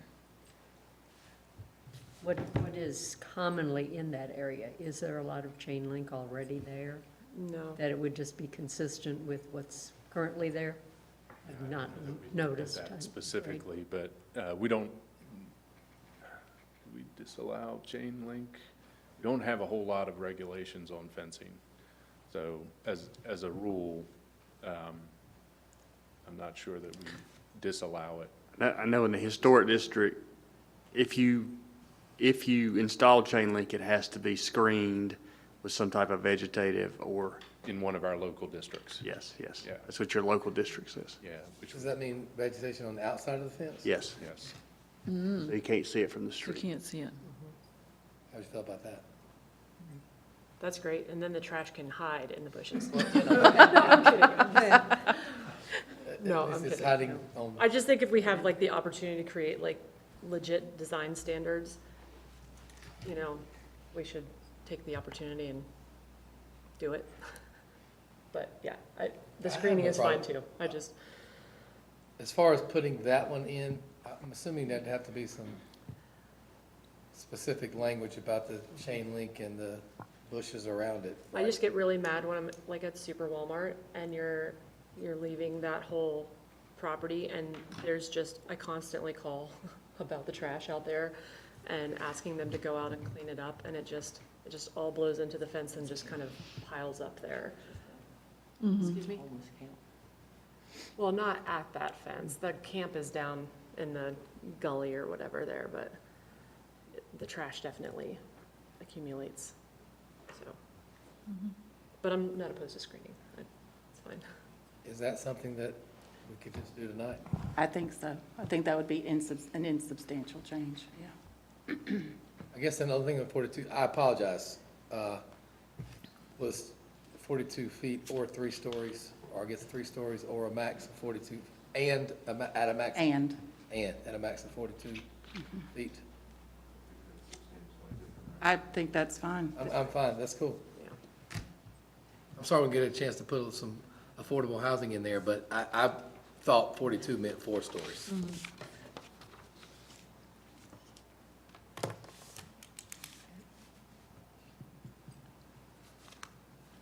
Any discussion? Or a motion? I'm Do we- happy to do it.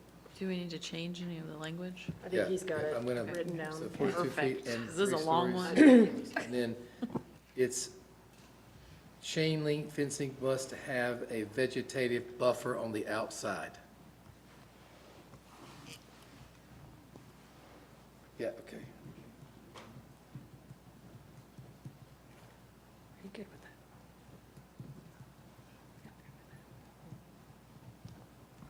Because I'll forget it by the time I get to the point I have to say that.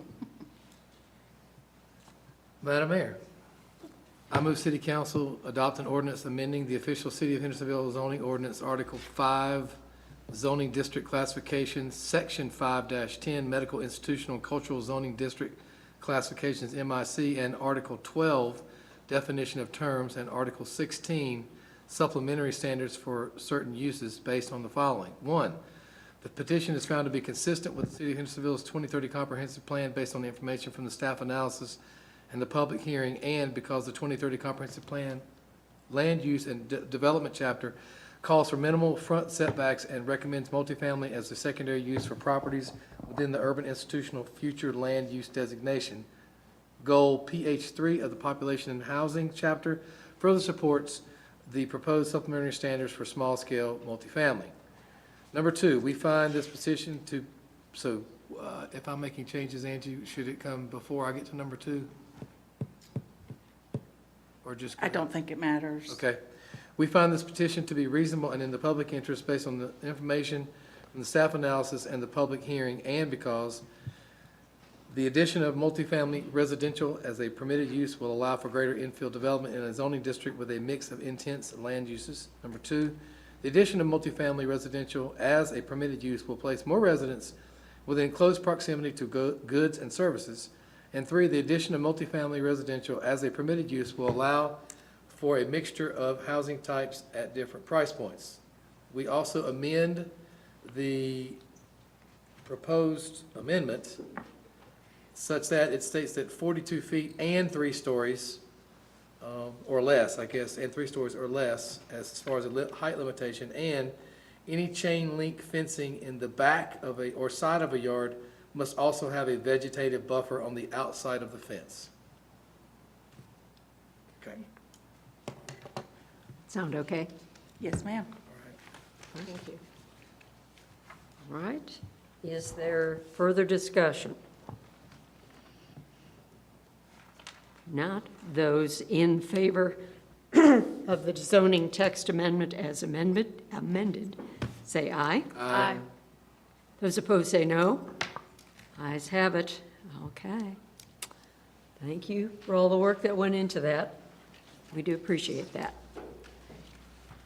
All right. Got all the goods down here. We do. We're hiding it down here. All right, unfinished business, consideration of city council primary election. Speaker, if you could kind of go over some of the, especially some of the information you sent out this afternoon. Yes, ma'am, I will. So I thought it would be good just for a little quick review. I will say I've learned a lot in a very short period of time about elections. So when we talk about municipal elections, we're really talking about 2 different sources of governing law. And actually, I guess you could say 3 local bills, which our city charter was adopted initially as a local bill applicable to the city of Hendersonville. You also have the ability to amend that charter with respect to certain things by ordinance. As you know, this year there was a local bill that was passed that did actually amend the charter, and I'll go over that in a minute. The other source of law is just the regular old general statutes, election laws, chapter 163. But one thing I learned is that there are 2 articles that deal with municipal elections specifically, separate and apart from all the other elections, Article 23 and 24. And so that's where you look to see the answers to a lot of the questions that you all have raised. Not all of Chapter 163 applies to municipal elections because we have those 2 articles that are special for cities. So after the charter was amended by the local bill that was passed in this year's legislature, this is what our charter looks like now. That's relevant to the discussion that you were having at your last meeting. The most significant changes in section 4.1 of the charter, and it now says regular municipal elections would be held at the time of the general election in each even-numbered year. So that's a significant change, which means that, of course, the municipal elections will be held next year instead of this year. The next section just changed the wording, but not the intent, and kind of condensed down the language. But section 4.2 says that you will use the nonpartisan primary method of election as provided in that particular general statute that's referenced there. That is in the Article 23 and 24 I was talking about. So that is the method that you have been using and are currently using. And then it does say that the municipal elections will be conducted in accordance with that Chapter 163 that governs elections. Now, what is the nonpartisan primary method? This is for the benefit of everybody. Just a quick review. So the goal here is, other than the obvious, it's nonpartisan, is that you will have a primary where you have 2 candidates on the ballot per open seat. So if 1 seat is open and 1 or 2 candidates file, there's no primary. If 1 seat is open and you have 3 or more candidates file, then you do have a primary, and the top 2 vote getters would get put on the ballot so that you have 2 candidates per seat. If 2 seats are open and 4 candidates file, there would be no primary because there would be 2 candidates per seat. But if 5 or more, you would have a primary, and the top 4 vote getters would get put on the ballot. So that's the method that we use now. When it comes time for the election, it's just straight up top vote getters get elected. So if you have 1 seat open, then we know there'll be 2 candidates, the top vote getter would win. If you have 2 seats open and you have 4 candidates on the ballot, then the top 2 vote getters would win. Okay? So currently we have no districts. So currently all districts, everybody's elected at large in the city. Now, there were questions that were raised about the timing of the primary and the time for filing. So, for municipal elections, this was not changed by local bill, so Article 23 and Article 24 control. So, under Article 23, the North Carolina General Statute 163-279, our primaries are the 4th Tuesday before the election, and the election is the 1st Tuesday after the 1st Monday in November. In other words, it's in October. Your primary is in October. The filing period is in July. So, under the current law as it stands, the choice of elective method is not going to affect either of these. In my opinion, the only way these could change is with another local bill or a change to the general statutes. So as it sits right now, you will file in July and you will have a primary in October if you have enough people file. Otherwise, you'll have your election in November. Any questions about any of that? There was some questions raised at the last meeting about the plurality method. Plurality method, there's no primary. It's just simply the top vote getters for the number of seats opens win. So again, if there was only 1 seat open and 2 or more candidates on the ballot, the top vote getter would win. If 2 seats are open and there's 3 or more candidates, the top 2 vote getters would win. We don't have districts, so we would continue to have no districts, and all the qualified voters would vote if you all were to elect to go to the plurality method.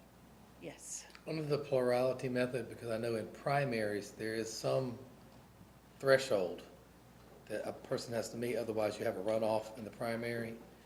Under the plurality method, is there any, like, a vote getter must get X percentage of the vote, or we have a runoff between candidates? I didn't see any of that in the statutes, okay? Even under the system we have now, if there's a tie, the Board of Elections, under the statute, I didn't call them and say, how do y'all really do this? But under the statute, if there was a tie, the Board of Elections would determine the winner by lot, drawing a name out of a hat, if there was a tie.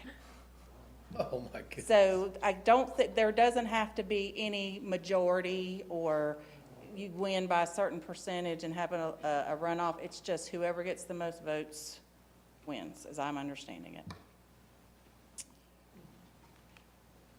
If you want to change the method of election, you would have to adopt an ordinance to modify your charter. And these are the steps that we would have to go through. You would have to adopt a resolution of intent and call a public hearing. So like if you did that tonight, you would call a public hearing for October. You'd have to publish the notice of hearing. You'd hold the public hearing, and then you would adopt at the November meeting. You can't adopt it at the same meeting as the public hearing. If it were to be adopted, then you have to publish a notice within 10 days, and all that has to happen at least 90 days before the first election would be held. So we have plenty of time to do it, but I would, because there's so much talk about primary getting changed and all of that, I would encourage you, if you're going to do it as soon as you can, if you want to change to the plurality method. Any questions about that?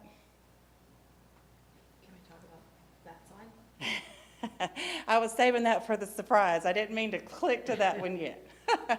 So, as I said, I learned a lot, and I came across this, and I thought this might be something that interests you all. So that's why I'm bringing it to your attention. But you can adopt a resolution asking the Board of Election to rotate the names on the ballot. Right now, the names are alphabetical, right? So if you've got a R or an S, my maiden name was an S, and I was always at the end of the line, so now I'm a B. It's great being a B. But anyway, I thought you might want to consider that or talk about that. You don't have to do that tonight. I just wanted to make you aware. But it would rotate so that, let's say, if there were 4 candidates, 25% of the ballots would have everybody's name first. So it would be random. And so therefore, then it would be randomly dispersed out to the precincts. But in that way, in case people feel like the people that are listed first have an advantage, it would remove that advantage. So In other words, the Board of Elections would have to have 4 different ballots. But I mean, that's what that means, because they have to be paper ballots now. So they'd have to print up, and every 4th one has candidate 1, every 4th one candidate 2. that's right, for the city. But anyway. Yeah.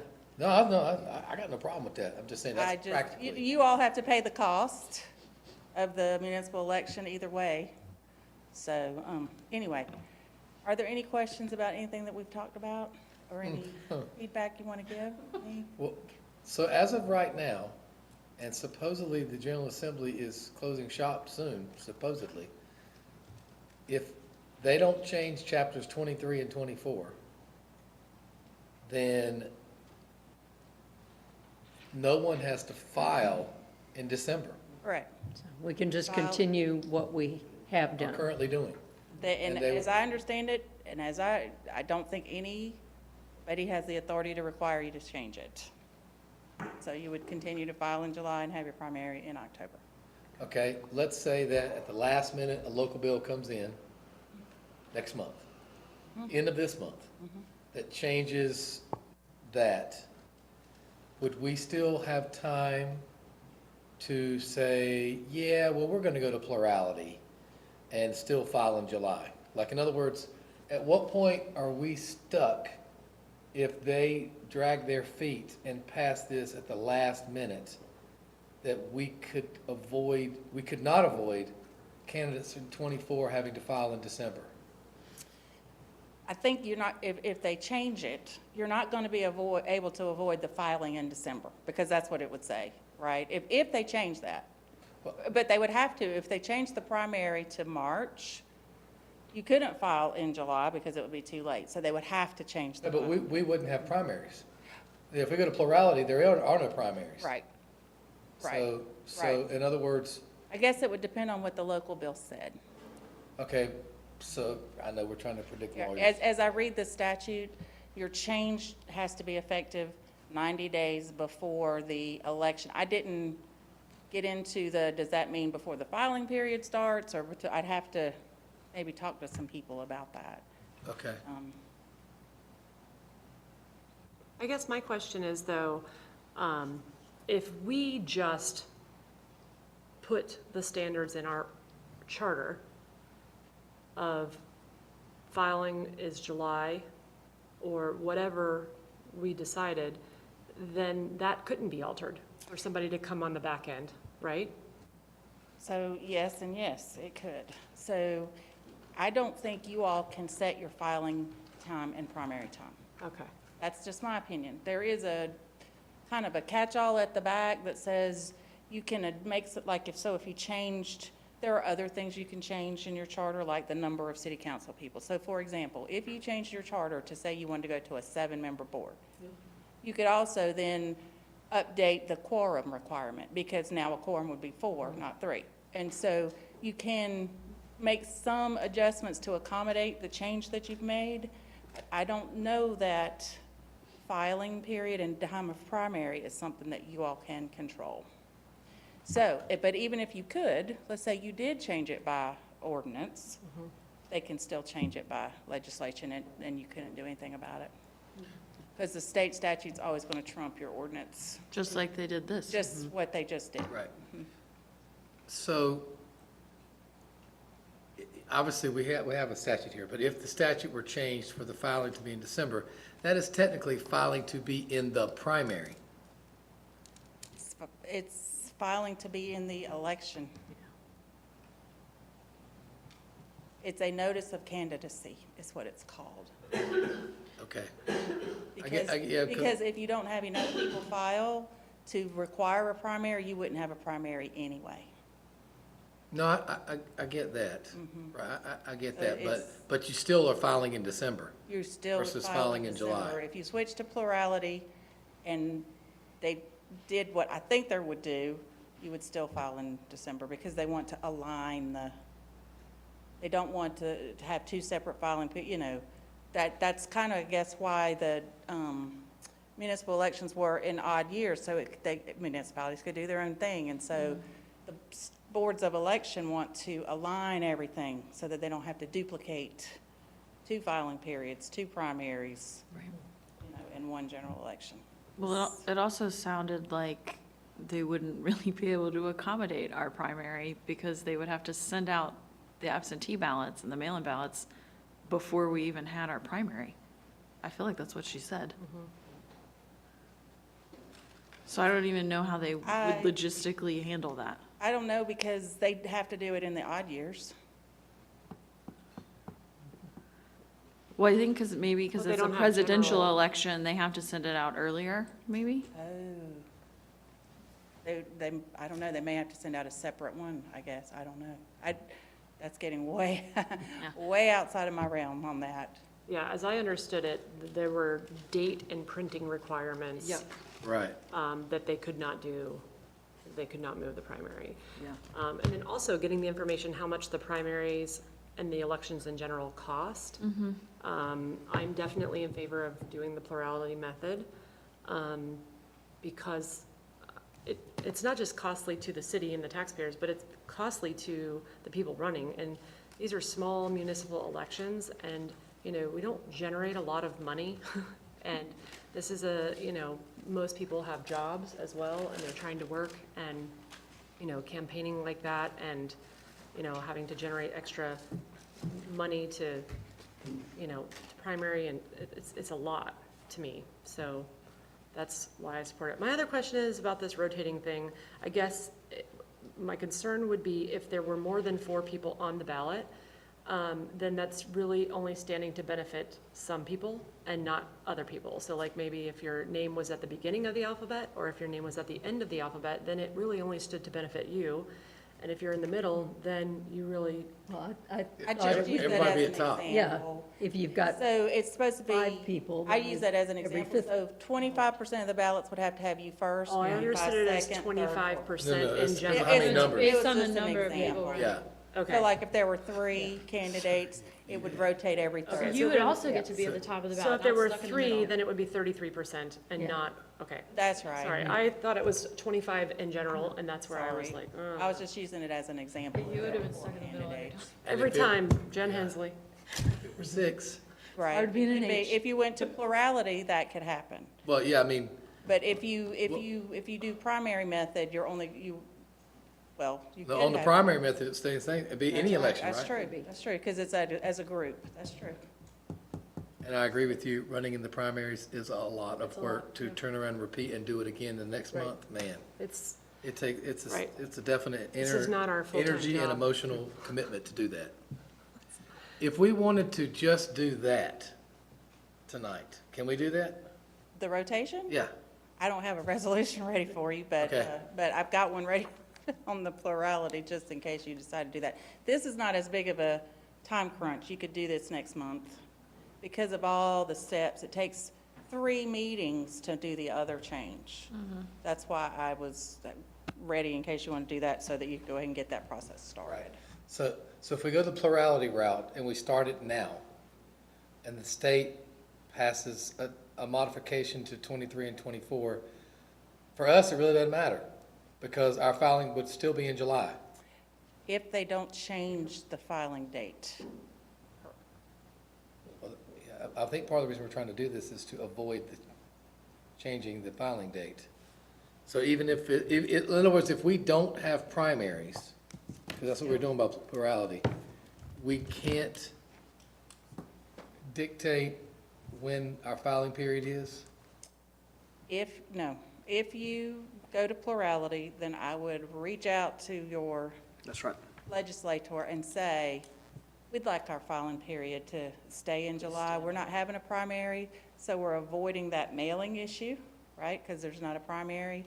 And, Ask them if their modification is, say, ask them not to except if you have modify a, it. Yeah, because Just ask them not to I think that, modify it. because I think the only reason there'd be a local bill would be to force us. well, just to make it more convenient for the Board of Elections. I think that's where it would come from. If the Board of Elections didn't have to do any extra work, I mean, they could do it just to do it, but I think based on conversations, I think the idea was to move the election to the even year. That has been accomplished. And I think as long as it doesn't impact the Board of Elections and ultimately county government, it's less likely for there to be another local bill to impact when the filing period is. So my advice is if you want to go to plurality, do it because you want to go to plurality. Yeah. And let the filing, if nothing changes and you get to keep filing in July, great. If it changes, that's out of your control. So if you want to go to plurality, I would say you do it because that's the method you want to use.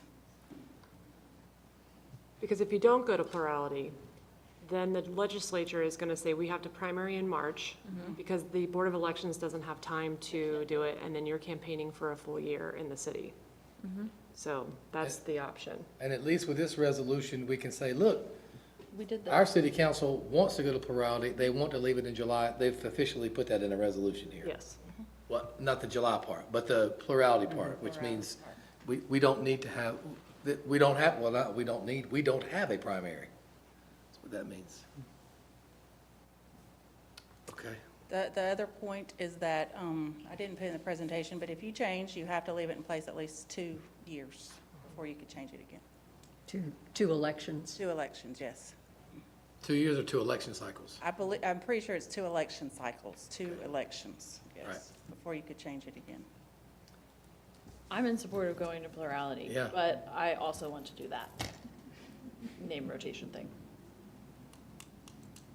So we could put that, if it's the consensus to do that, we could put that on your consent agenda next time. It just takes 1 vote, and you mail it to the Board of Elections. Which means the Board Weren't of you at the Elections- bottom and you only got 16 less votes than me?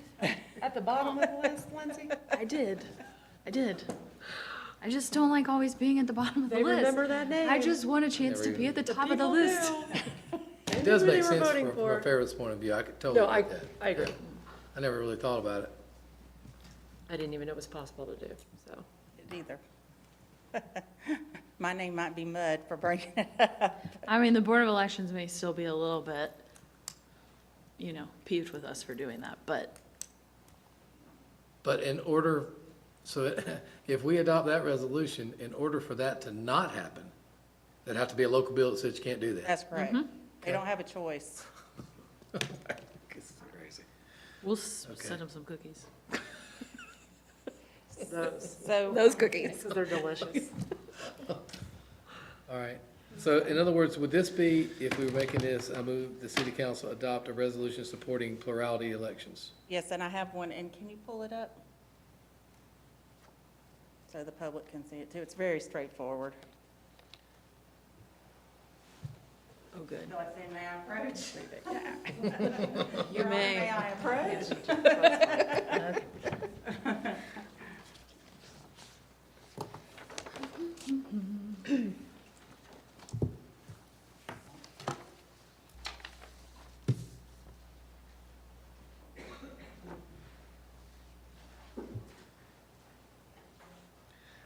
I'll just ask this again, Angie, and somewhere in the world of North Carolina general statutes, what a plurality method is defined, or do we have to Yes, define that sir. as well?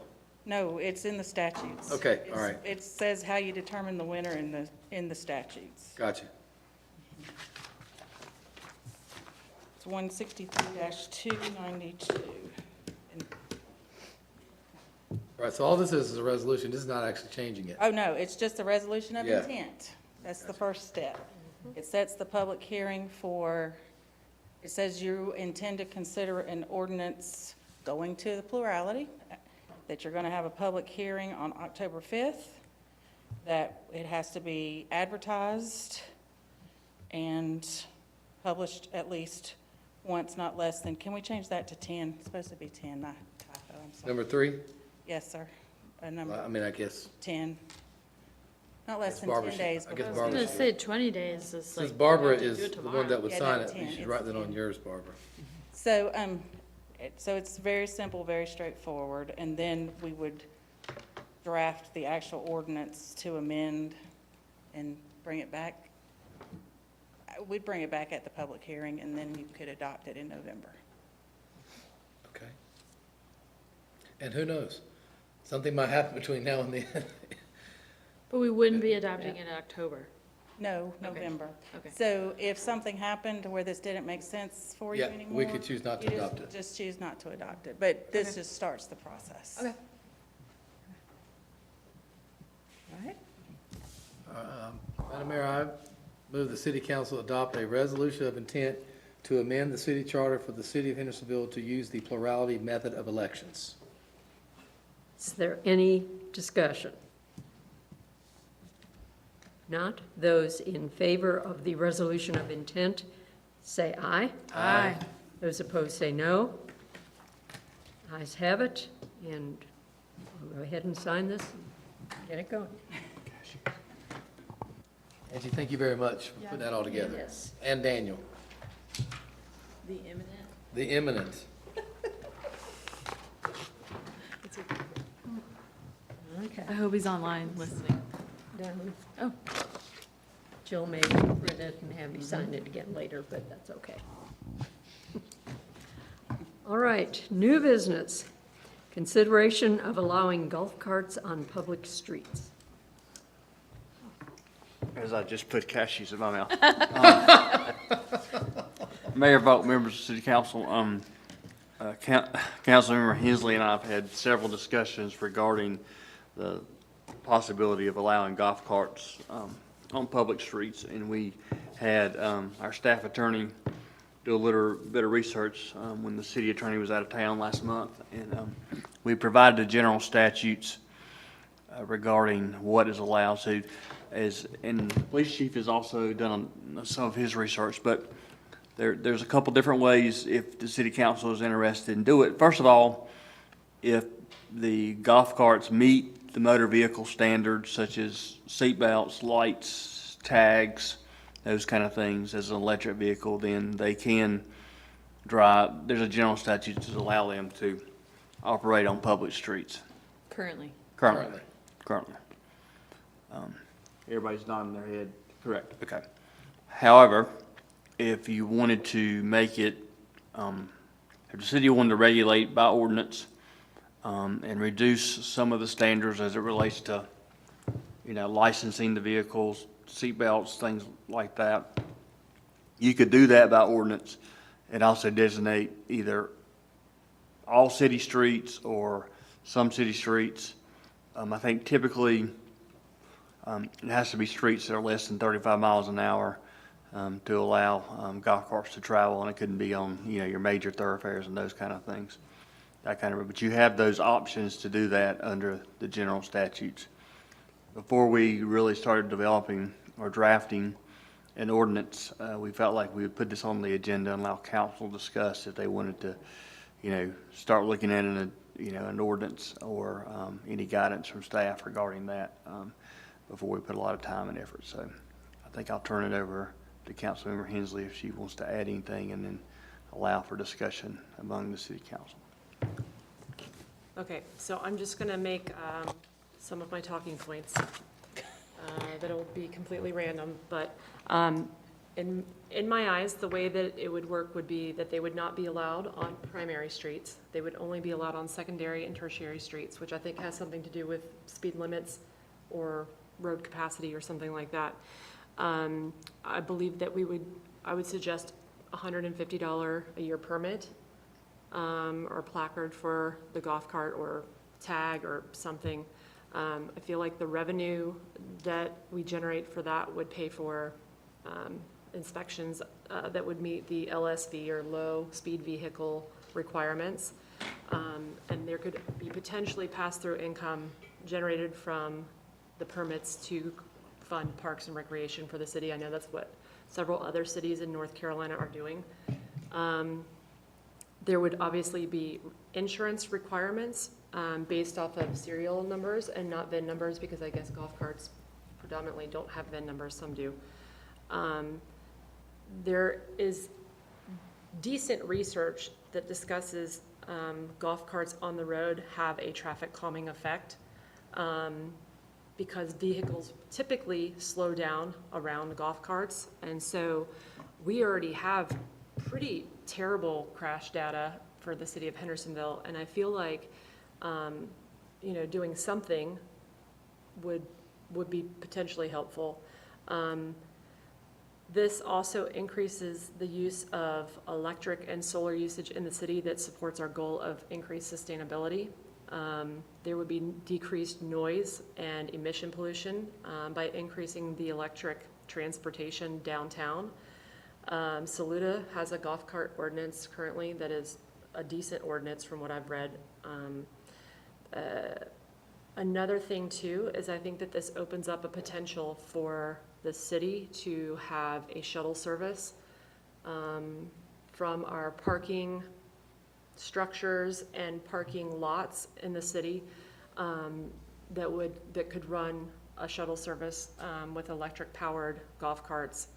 And I feel like that would also address some of the complaints with people downtown parking who may not have the walkability or whatever. And I think revenues from the permits would allow for us to be able to do that as well. I feel like gas prices are continuing to increase, and that folks or people here living or visiting in the city would appreciate another transportation method. I believe we could fit 2 golf carts in a parking spot downtown, which could potentially allow, obviously people, they would have to continue paying. So I think there's that option on Main Street anyway. I think 2 golf carts would fit into 1 spot from what I measured. Okay, I think that's all the things. Yes, that's all. I don't have an ideal ordinance, like I don't know all the legalities of it, but I think it would be worth looking into. And many, many cities in North Carolina, and not just beach cities, allow golf carts. Like small towns, Wendell, I think they call it small town big charm or something, and they have a golf. Wendell. Wendell, I'm sorry. I grew up in East North Carolina. Okay. But, and so there are several small towns like Hendersonville that have golf cart ordinances and have very successful programs and traffic calming effects. And so I would appreciate if we could move forward in the discussions. Does Chief have thoughts he would like to share with us now?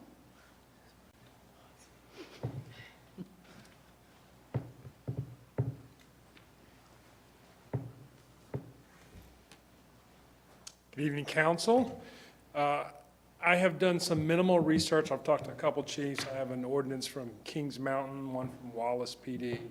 Talked briefly to the chief in Youngsville, who's going through the exact same process that y'all are, and he's looking at, the same thing that we are, other ordinances. We can adopt as many restrictions as you want, or as few as you want, to be able to control what we would call non-street legal golf carts. So the street legal ones that John referred to can be registered in North Carolina, can be driven on public streets without, by state statute. A non-street legal one, the ones you see I like it to the ones on a golf course, are I think the ones that we're talking about that we would have to regulate. Most of the agencies I talk to, the police department does the inspections. They've tried to maybe farm it out to a service station, and they recommend that the police department does the inspections of them, that they are annual inspections. You know, from a public safety, or from a crash standpoint, I'm not sure that I think it's a great idea, because they won't do very well in a crash against a motor vehicle, but I won't be driving in a golf cart, so it's not gonna impact me, but it may impact somebody else. So that is, you know, and there are stories about crashes and fatalities involving golf carts with other vehicles. So just, I would only ask that we think about that and really work through the details of that, because we're not a beach community. This isn't neighborhoods like you would think in some other communities, like in Youngsville or Kings Mountain. So I just, you know, if we're driving on city streets, we don't have a great driving record here. So if someone gets into a crash and they're in a golf cart, you know, there's a high likelihood that there'll be injuries and even possibly fatalities. But if you want to do it, I think there are ways that we can make it happen, and we'll just have to work through the details and present the factors that you want to, that you're okay with, in order to be able to do that, and we'll get through it. I don't have, the chiefs I talked to, none of them said, "Oh, this is a terrible idea, don't do it." I just, you know, those are the things that concern me, is that, you know, a motor vehicle crash with someone in a golf cart is, you know, doesn't usually fare too well against a F-150 or something, so. Thank you. Comments? Well, I having watched them at length at a beach community this summer, I don't think it is very easy to distinguish between primary, secondary, tertiary roads. It's just, you're in the city, you want to get from point A to point B, and if you have to cross 64, so be it, you know. I don't think people can really, I don't think practically they're going to be a distinguishment like, oh, wow, I can't drive my golf cart through that light to get from here to there and cross 191 while I'm doing that.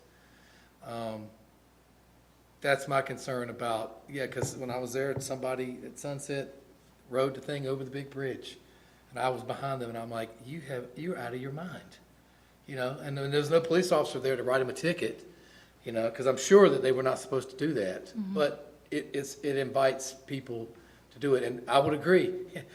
It was traffic calming from the standpoint of we all slowed down, but we also were all like, what, you know, like, what is this cart doing here? You know, it didn't calm my nerves. I just think it's, unfortunately, I think it's an invitation for non-licensed drivers to hop on one and go down the street.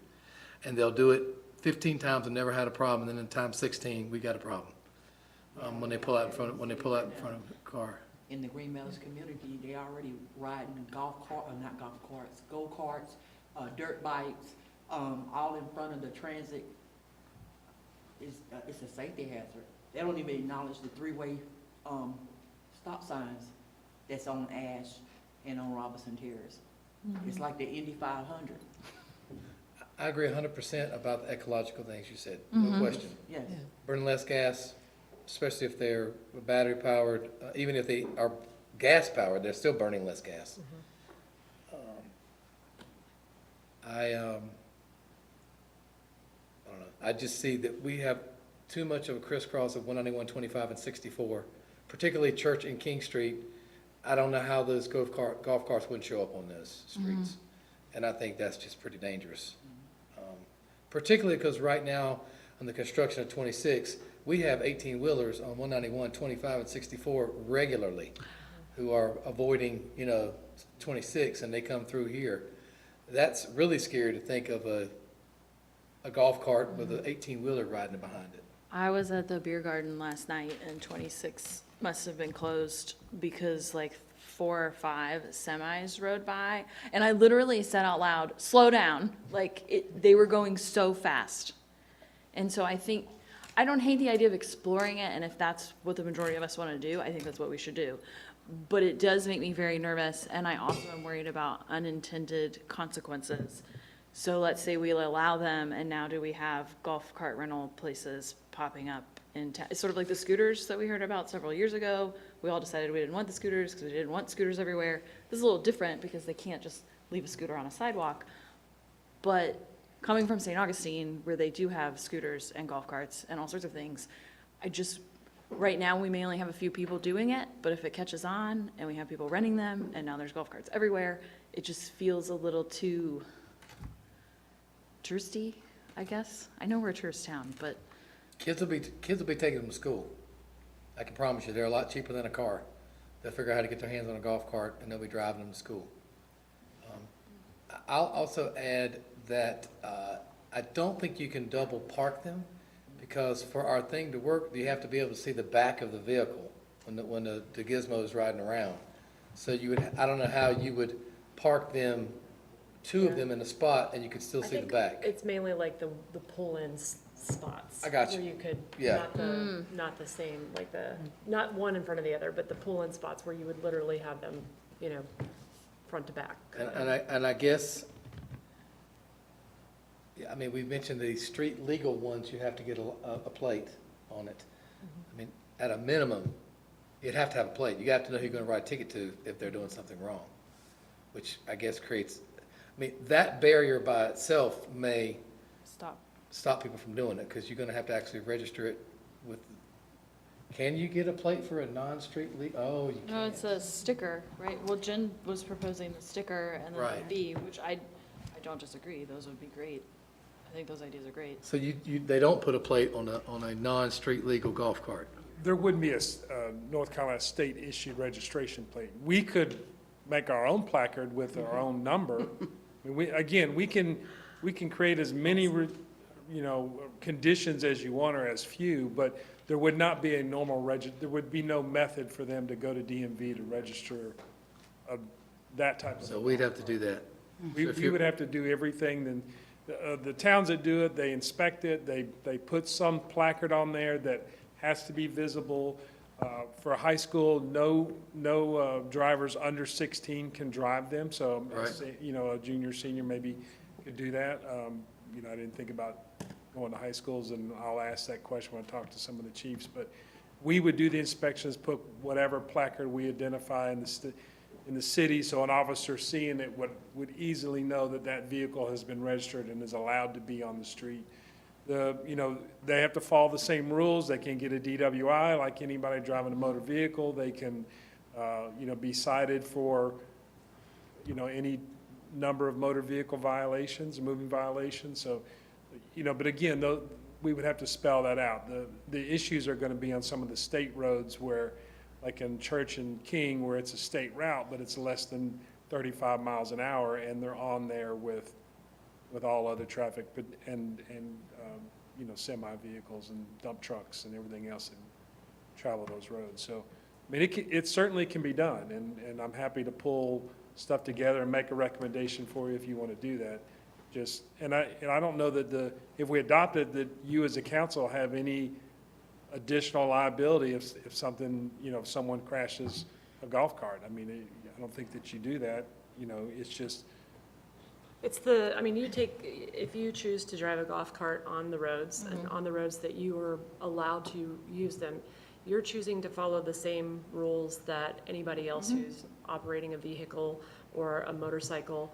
And, even cyclists on the road. I mean, I did the race with my dad this weekend, and we had a couple really close calls with a large group of people that I was cycling with and on Cayuga. And and this was a large group of cyclists. And so I don't road bike a lot because of the risk to my body on a road. And so I feel like it is a personal responsibility. If you're choosing to drive a golf cart, you're accepting the responsibility of driving the golf cart, and acknowledging that you are not as protected as you would be if you were in a vehicle designed for crashes. But I still think it's worth looking into. And if the information comes back and it's like, we just can't figure it out or make it work, then I'm perfectly willing to accept, that information. But, I feel like if we don't at least look into it, then I wouldn't feel as comfortable. I would be okay looking into it. I would be curious Could the permits be limited to only residential use to avoid lots of DoorDash via, lots of people selling or renting golf carts? And then also, is there some way, like when they're applying for the permit, that they like need to be able to identify the streets that they're only allowed to be on? I mean, in order to get a driver's license, you have to take a test. So I'm not saying they have to take a test, but should they have to sit through a thing that's like, here's the streets you can drive it on, sign here acknowledging that you know you can't do that? Like, at least to give them something, because I mean, we're still gonna have to have additional signage on all of the streets, like, I feel like there's a lot that would have to go into it education-wise. But we won't know the answer to those questions unless we look into it. Well, we did look into this a number of years ago, and even at that point, when we didn't have as much traffic as we do now, the decision of the council was no. I have not changed my mind. I don't think it's safe. You've got parked cars, someone coming around the corner. It's hard enough with, a motorcycle makes lots of noise. So if a motorcycle is coming, you can probably hear it coming. These things, you have no warning. I was told once that my electric car is too quiet. Too quiet, yeah. So, no. Personal opinion, but no. It's a good idea. I like the idea of using the electric and saving gas and all of that, but I just don't think it's safe in this town. So. I'm a no as well. No as well. Well, there we go. Thanks a lot, guys. I'm sorry. I just would hate to have it and all this, you know, in 6 months or a year, someone gets killed on a golf cart. I could see it happening. I do keep and thinking of that just- bride that was in wherever that was on the coast. That was at Folly Beach. Yes, and she was on the back of a golf cart, was she not? Yep. But she was killed by somebody who was breaking the law. Yes, yes. And there's no way to keep people from breaking the law here. We try, don't we, Chief? Okay. Maybe in a few years, when that traffic unit has gotten everything calmed down, I'll consider it again, but the way folks drive right now, I just couldn't do it in all good conscience. Okay, rescheduling the November meeting, workshop meeting. Yes.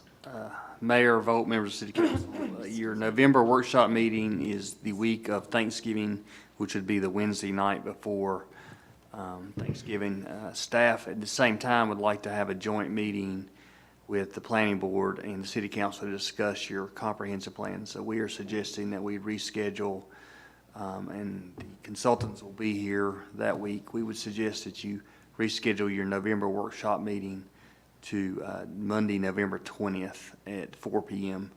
if that's appropriate for City Council. Obviously, if you needed to adjust the time, you could, but we would suggest that you move it to Monday the 20th, and your normal time would be 4 o'clock for that workshop meeting. So. Do we know if the planning board can do that? I think we know we can do that. Is that? They're aware. So I think if council takes the lead, then. That day, Okay, that day works okay. for me.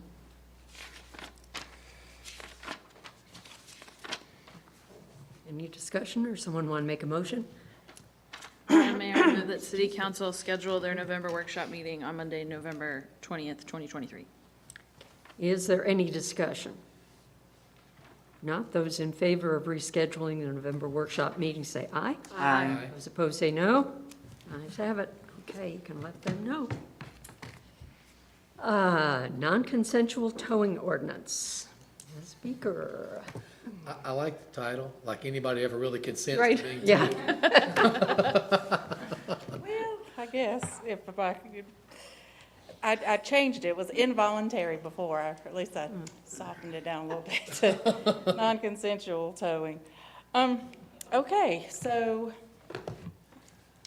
you have before you for consideration an ordinance to regulate the non-consensual towing and booting of motor vehicles. So I want to bring forward your findings. We don't usually necessarily focus on the findings that you're making, but to support this, you're using your police power, and you're showing that it is for a substantial governmental purpose that you would be considering this. And so the findings can make you or break you if someone were to challenge. So I felt for this one it was important to spend a minute looking at the findings. But basically, it says that non-consensual towing, some practices of non-consensual towing or booting, I'm starting in letter C, from private parking lots have exposed the public or members of the towing industry to harm. Non-consensual towing or booting can leave unknowing drivers without means of transportation and can lead to altercations between vehicle owners and towing personnel. Inadequate notification of parking restrictions and fees can lead to inadvertent unauthorized parking and therefore non-consensual towing or booting. You want to minimize these harmful effects while also protecting the lot owners and lessees' property rights by enacting an ordinance that will assist in making sure that parking is available to those lawfully present on the private lots. The public is aware that their vehicle may be towed or booted if they park in a private lot without permission or without paying applicable fees, and that if they are subject to a non-consensual towing or booting, they can get their vehicle back with reasonable means and can get their personal property back if they're not able to get their vehicle back without being subject to coercive practices. So, trying to give Brian Holly a run for his money on the Venn diagram. on Here the we diagram. go. Although these are a little bit different relationship, but I tried to boil the ordinance down into one visual. So that's what this does. So the first thing to notice is, there we go. Oh, That was crazy. it applies only to private parking lots, okay? We already have laws and ordinances that govern abandoned vehicles, junk vehicles, those kinds of things. So I tried to hone in and focus on the area where we're having issues, and that is towing from private parking lots. So there are 3 types of private parking lots. Commercial parking lots, those are the parking lots where you pull in and park for a fee. They're usually open to the public, you park for a fee. There are what I'm calling communal parking lots. That's basically shared parking for a store or a restaurant or an apartment building or some mixed-use building. And that's primarily who it's designed for the customers, clients, residents, owners, for a limited, not necessarily general public, just to come in and take all the parking. And then the third would be a leased parking lot where it's strictly that. The primary purpose is just to lease spaces to people for a fee. So there's 2 rules. There's post to tow and post to charge. And so the star in the middle is if you want to tow from a private parking lot, you got to post. So post to tow. So that's why that red star is in the center, because that applies to all 3 of these types of parking lots. If you want to tow, you've got to post. The green is post to charge. So a commercial parking lot is going to have to post to charge a fee. And it's shaking too. It's shaking the screen. What's that guy? If you're in the middle, if you're a leased parking lot that is also charging, allowing the public to park for a fee, or vice versa, you're a commercial parking lot that is also, if you fall in between, you're doing a little bit of both, you're going to have to post to charge. Does that make sense? So I was trying to say, to summarize, there's 2 things, post to tow and post to charge. If at any time you are charging the public for a fee, you've got to post. And if at any time you're towing, you've got to post. And the post means with those requirements that have to go on the sign. Yes, Yeah. so the post to tow is summarized up there by the red star. You've got to have and I'll get into how many and where in a minute, but you have to post, the idea is so that people know what the rules are. Right. It's to put the public on notice. If you pull in this lot and you don't pay, or if this is limited for just residents only and you are not a resident, you could be towed. So they know what they're getting into. So you have to put some sort of notice, it's private, pay to park, lease parking only, customers only, something to notify them about the limitation. And if it's only during certain hours that it's restricted, that would have to be posted. It has to be posted that towing and booting is being enforced. If you have a release fee that's separate and apart from the towing and the booting, you have to post those fees. You have to post the tow fees, the boot fees, or the release fees. Do you say what the fee is, or there will be a fee? You have to say what it is. Like the dollar amount? The dollar amount, Ooh. yes. So you have to post the tow company and contact information, and then the web address for the city website that I've talked about your rights if you've been towed. So that's the post to tow requirements. The post to charge are similar. It's just putting people on notice of what the fees are, what is being charged. It has to be distinguished from city lots. It has to be clear that this is not a city lot. And you've got to post what types of payment are accepted and then the contact information for the owner or operator of the lot. So, so other requirements. So the size and location of the signs. So remember, post to tow, post to charge. So for all private lots, if you want to tow, you don't have to post if you're never going to tow. It's just if you want to tow. And this is similar to what I presented last time, but you have to have signs that alone or together are a minimum of 18 by 24 inches, a maximum of 6 square feet. You have to post at each access point and one other location on the lot, or enough to be visible from every space, because again, notice is the goal. Or you can park at each post at each restricted parking space. The lot owners can choose. So at each entrance and exit point, like if you go in our parking garage, there's a big sign there that spells it out, right?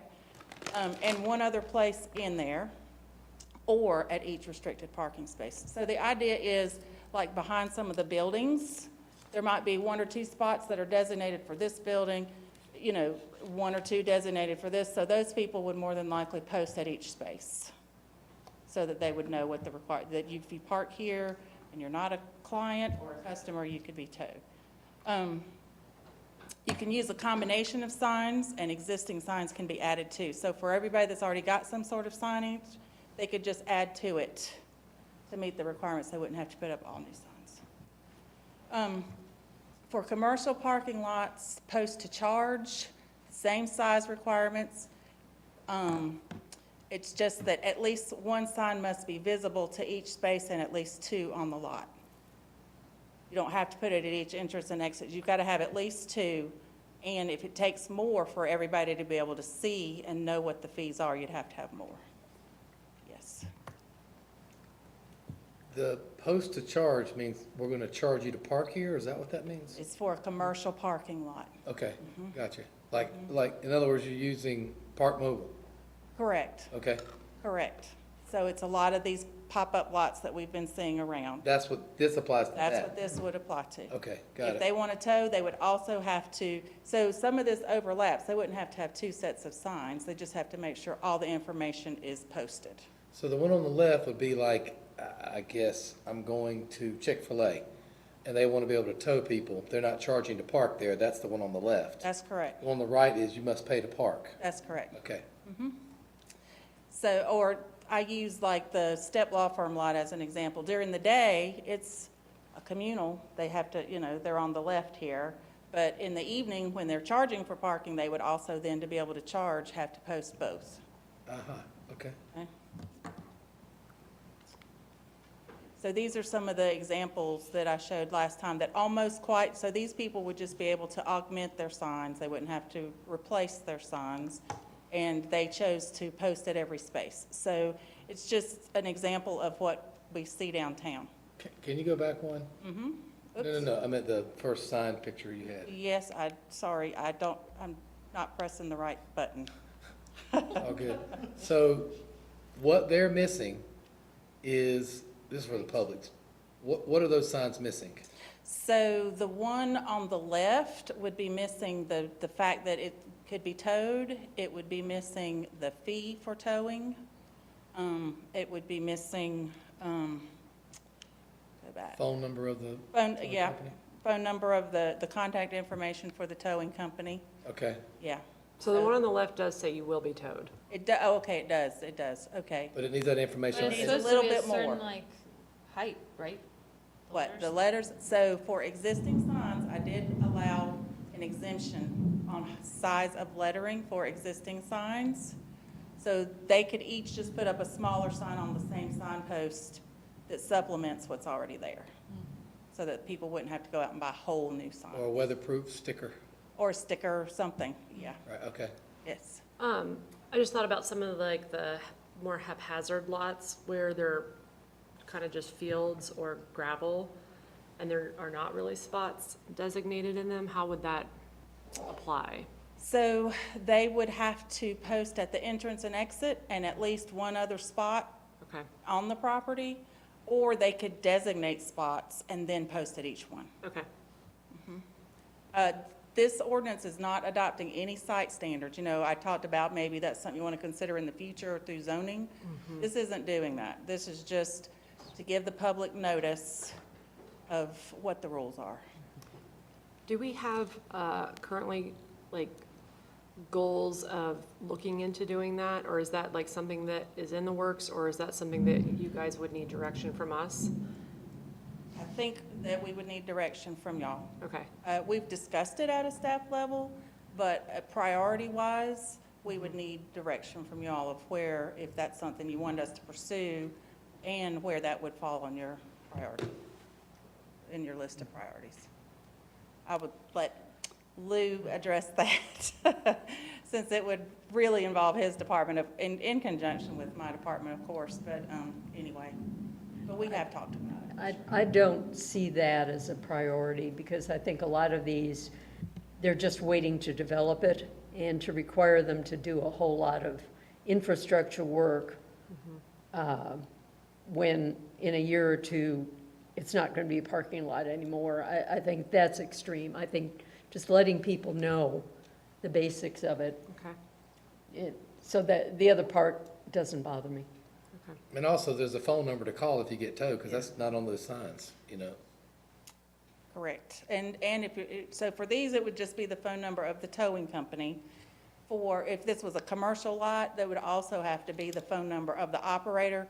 So if they, hey, wait a minute, I paid, or I can't, the kiosk isn't working, or whatever, so that they could get in touch with somebody. So does that mean on that type of lot that you described, the remedy is towing? For people in a commercial lot who have overstayed what they paid for or didn't pay at all, the remedy for that is towing. or booting, or I'm not saying they can't issue some sort of invoice. Invoice. I have put in here, they can't use the word ticket, citation, fine, Okay, you have done penalty, that. Okay, good. or good. anything that would tend to mislead them in thinking it's been issued by the city of Hendersonville. Got it. Okay. That is in there. We talked about that before. Okay, great. I did put that in there. So, looking at a different way, requirement for towers. Okay. Towers, I meant towers, tower. Only in English could you have a word that's. I actually pronounced two thought it different meant ways. towers, and I was like, oh, like. Exactly. I'm like, what exactly is a parking I'm tower? using a little slang. It's called a towing service in the ordinance. It's all good. You only tow from properly posted private parking lots. Now, so this is only regulating people who tow from private parking lots. If you have a truck and your neighbor needs you to come tow their car because it is broken down or something, this is not about that. This is, if you're towing from a private parking lot, make sure it's posted. You got to accept cash, debit, and 2 major credit cards.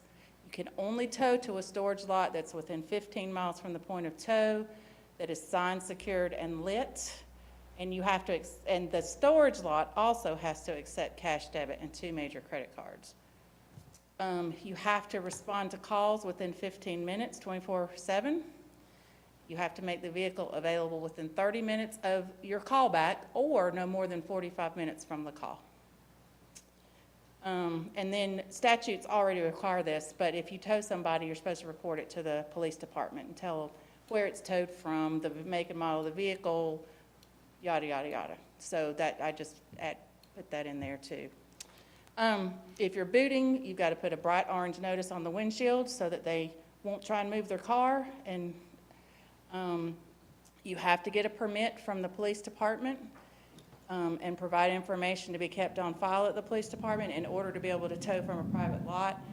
You got to carry liability insurance. You've got to have a fee schedule. So when I was talking about post your fees, if you don't have it posted and on file, you can't charge it, is the way I've written it. So it doesn't say what they can charge. It doesn't say they couldn't charge more for credit than cash. We can't regulate that. But whatever they're charging has to be posted. They have to give itemized receipts and the tower's name and reason for the tower bid. And when I say tower, I mean the actual driver. Name has to be on there so they know who they're dealing with.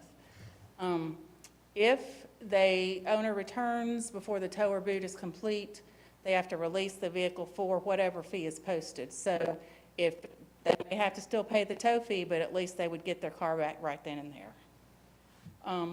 And then you have to allow retrieval of personal property from the vehicle. So primarily, we're going after the people who are actually doing the towing. However, if you are an owner of a lot and you call and have somebody come and have somebody towed, you're also responsible to make sure your lot's posted and all of that too.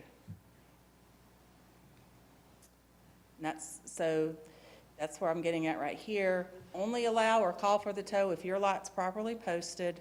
And if it's a commercial lot, make sure you've post a charge. Post your fees, accept the debit. I don't require cash. I didn't put cash in there because I don't think the kiosks accept cash that are there now. They do? Not ours. His do? No, I'm talking about his. Yeah, I don't think they accept cash. But anyway, I don't care if they accept, I mean, we can put cash in there, but my understanding is that the kiosks on the private lots don't accept cash right now. Post telephone number, respond Monday through Friday during normal business hours. If it's over the weekend, they'd have to respond the next week and provide some method of customer to contest the fees that were charged. This doesn't apply even from a private parking lot if the tow is pursuant to our abandoned and junk vehicle. The tow is otherwise authorized by general statutes, so maybe somebody's vehicle's getting repossessed. It wouldn't apply to that. Tow is court ordered, and tow is pursuant to an order of a law enforcement officer. Law enforcement officers have a lot of leeway under a lot of different statutes to cause a vehicle to be towed, so they can do that from anywhere, regardless whether it's posted or not. Penalties, $300 first offense, $600 if second offense in a 1-year period, $1,200 if third or more offense in a 1-year period, and if you have a tow permit, it could be revoked for 90 days. Then also equitable remedies, and no criminal penalties are in it right now. What are equitable remedies in this context? So I could take somebody to court and get the court to order them an injunction, mandatory injunction, to get them, order them to post, or order them to comply. Gotcha. Or say, stop breaking the law, and then if they violated a court order, then that could be criminal contempt. Contempt of court. Right. Yeah. Right, so no criminal penalties are proposed, which means it would only take one meeting to adopt it. I have written now a proposed effective date of November 1st to give people time to comply, and this was just to remind myself that if I didn't already say it, this is only towing from private lots, and that they can't use words that would tend to deceive the public into thinking that the fees, invoice, or lots are the city's. And that's pretty much it. Well done. Any questions?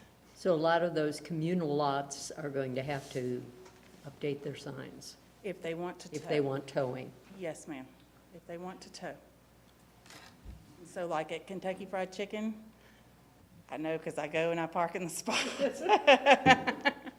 They might have to add a little bit to their sign, right? That says this is only for Kentucky Fried Chicken but hopefully they would only have to add this much instead of this much post to tow. Post to charge and post to tow. My concern, first, awesome, thank you. I'm just talking about the effective date. Uh-huh, This affects a whole lot of people. it does. While I think that we need to get it done as soon as possible, 2 months seems like a long time, but trying to get your signs changed or whatever, 2 months is not a long period of time. I don't know if we want to wait and give them another month, you know. I guess you always have the option you just can't tow, right, till you get it fixed. That's right. So maybe that's fine, you know, because your option is to just not tow people.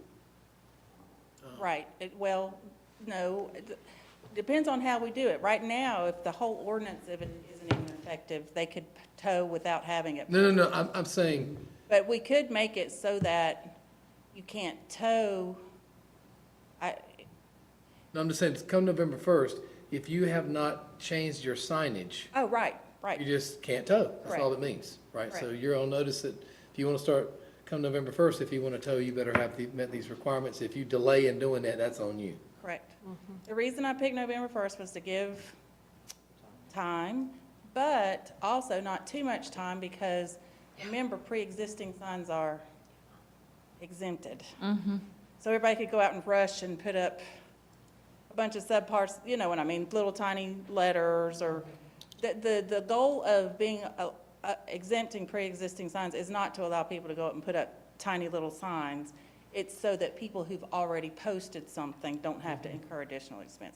So Yeah, I that's why I agree. was trying to balance. Yeah, part of this is the word gets out, the education of, we got to do what now, you know, and figure all that stuff out. But I think since the pre-existing signs can just add to their other one, I mean, typically most sign people can get you a sign in a week and a half. Plus, if you like- need a weather-resistant sticker, that's not hard to order either. No, You know, it's just not. Stick it up there. I agree. So they got to get it right in 60 days or a little less than that. And November 1st gives us time to get our webpage up and running. Allison's emailed me twice about it, and I've got a sheet started for you. John saw it, didn't you? I did. He thought of everything.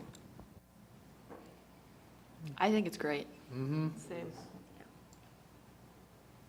All right. Good. I'll do it. Any further questions? All right, Uma? Madam Mayor, I move the City Council adopt an ordinance to the City of Hendersonville.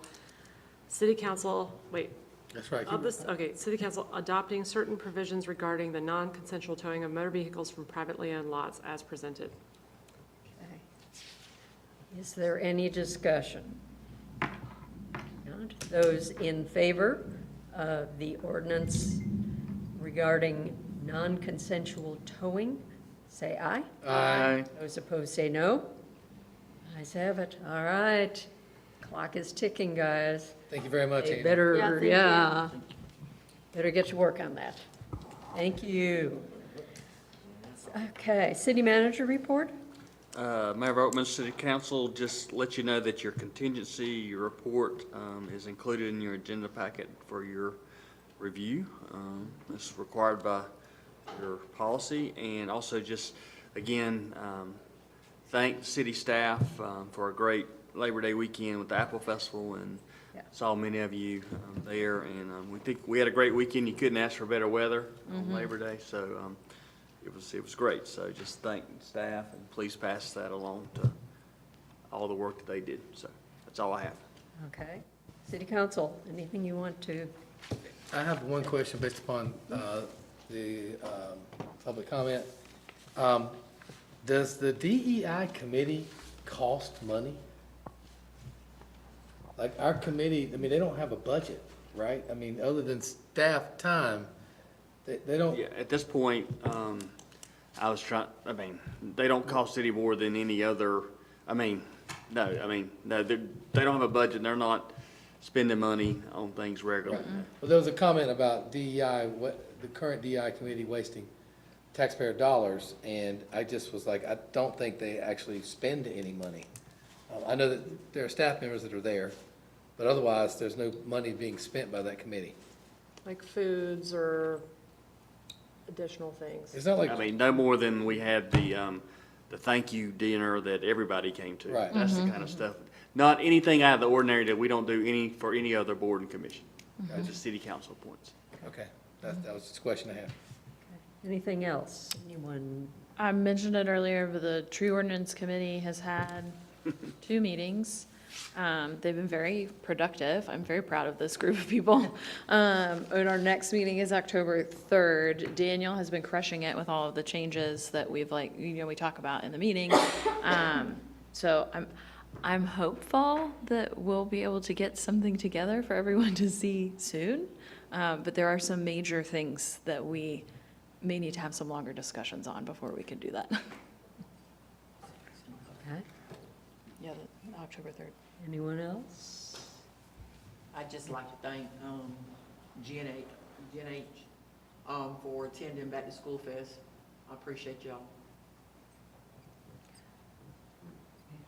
I was just going to echo Mr. Conant's comments of thanking staff for all the work that went into this weekend. I think we all appreciate that very much.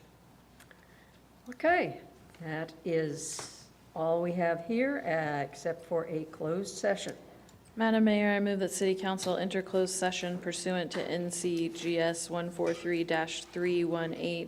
143-318.11A1 and 6 to prevent the disclosure of information that is privileged or confidential pursuant to the law of this state or the United States, or not considered a public record within the meaning of Chapter 132 of the General Statutes and the public body, and to consider the qualifications, competence, performance, character, fitness of an individual public officer or employee.